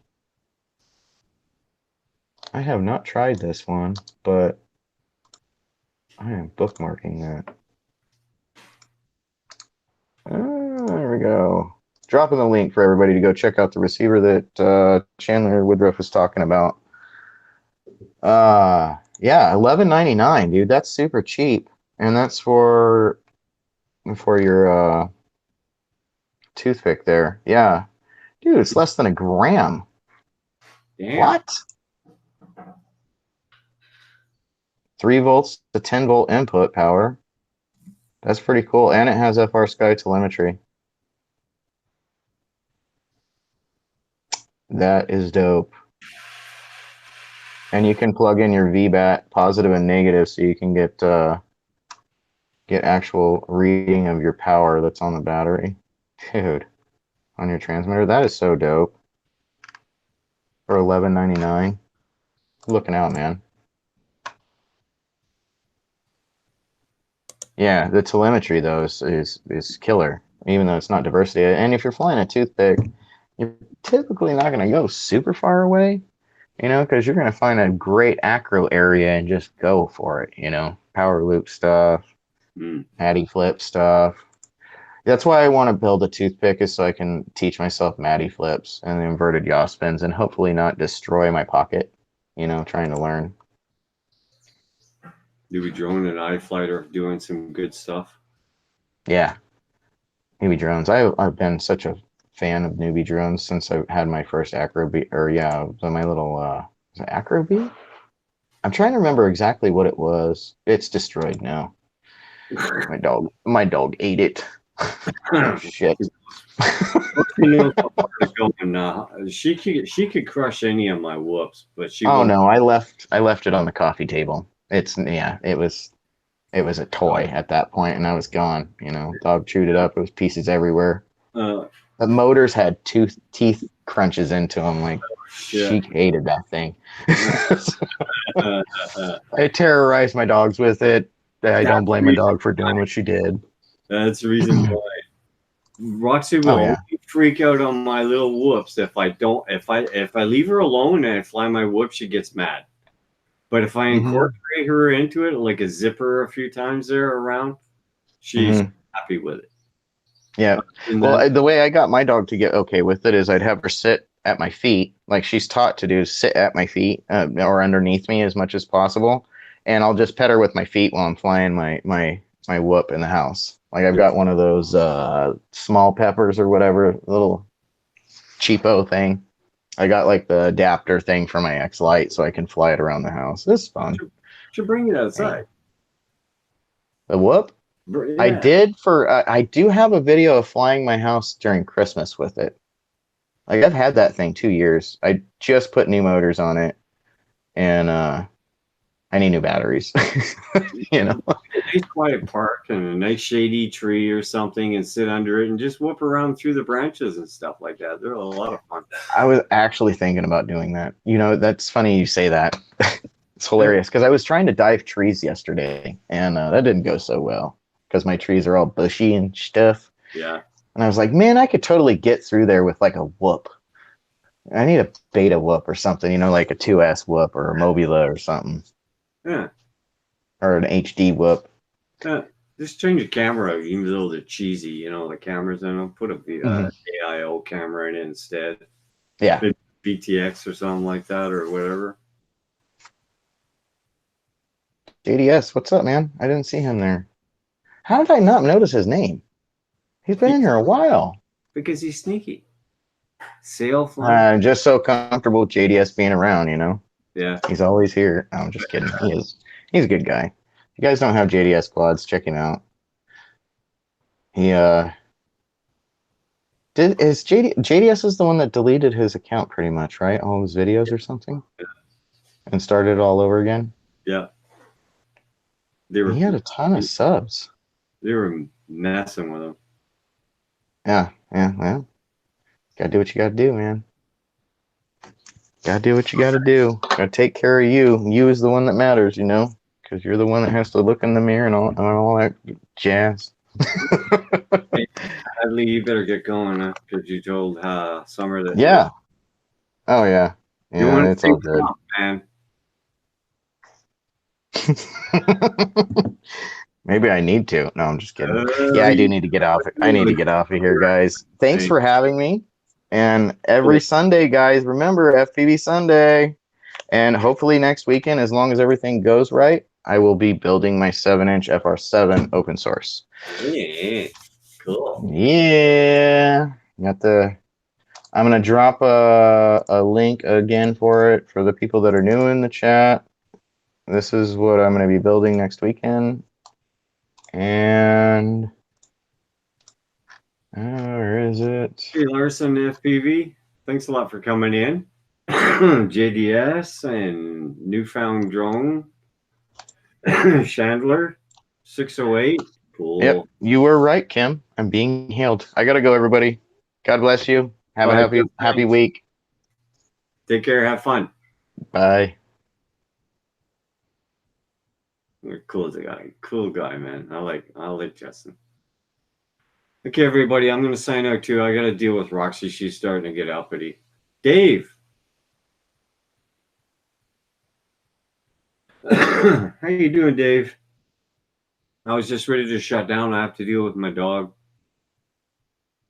You know how that goes. Okay, Bill. Newfound Drone Productions.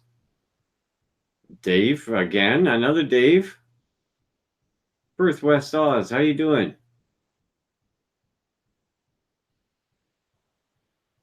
Okay, Chandler. You take care of yourself and have a great weekend.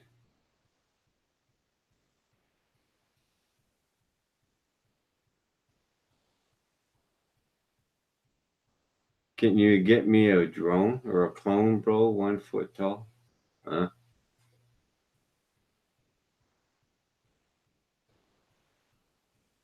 Take care, Chandler. Thanks a lot, man. Larson FPV. Good, Dave.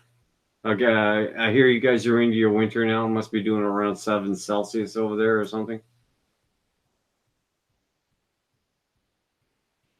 Our weather's starting to improve a little bit, even though it's windy as hell.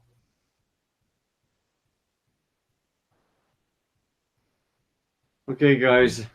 Dave, I gotta get going. I gotta deal with my dog. You know how that is. Everybody have a super weekend. What's left of it. Thanks a lot for coming in. Yeah, it's chilly. I heard it was 7 Celsius in some places. Okay, JDS, you have a great day today. You take care of yourself out there and get some flying in if you can. It's pretty windy here. Hey, Waxfire. Thanks a lot, Waxfire. Sorry, man. Take care, everyone. Okay, Dave, I'm sorry, man. I was ready to sign out. I got to deal with Roxy. She's getting uppity. Everybody have a great one. Thanks a lot for coming in. Probably catch you in the morning if you're there. Okay, everybody. Bless you all. Have a great rest of the weekend.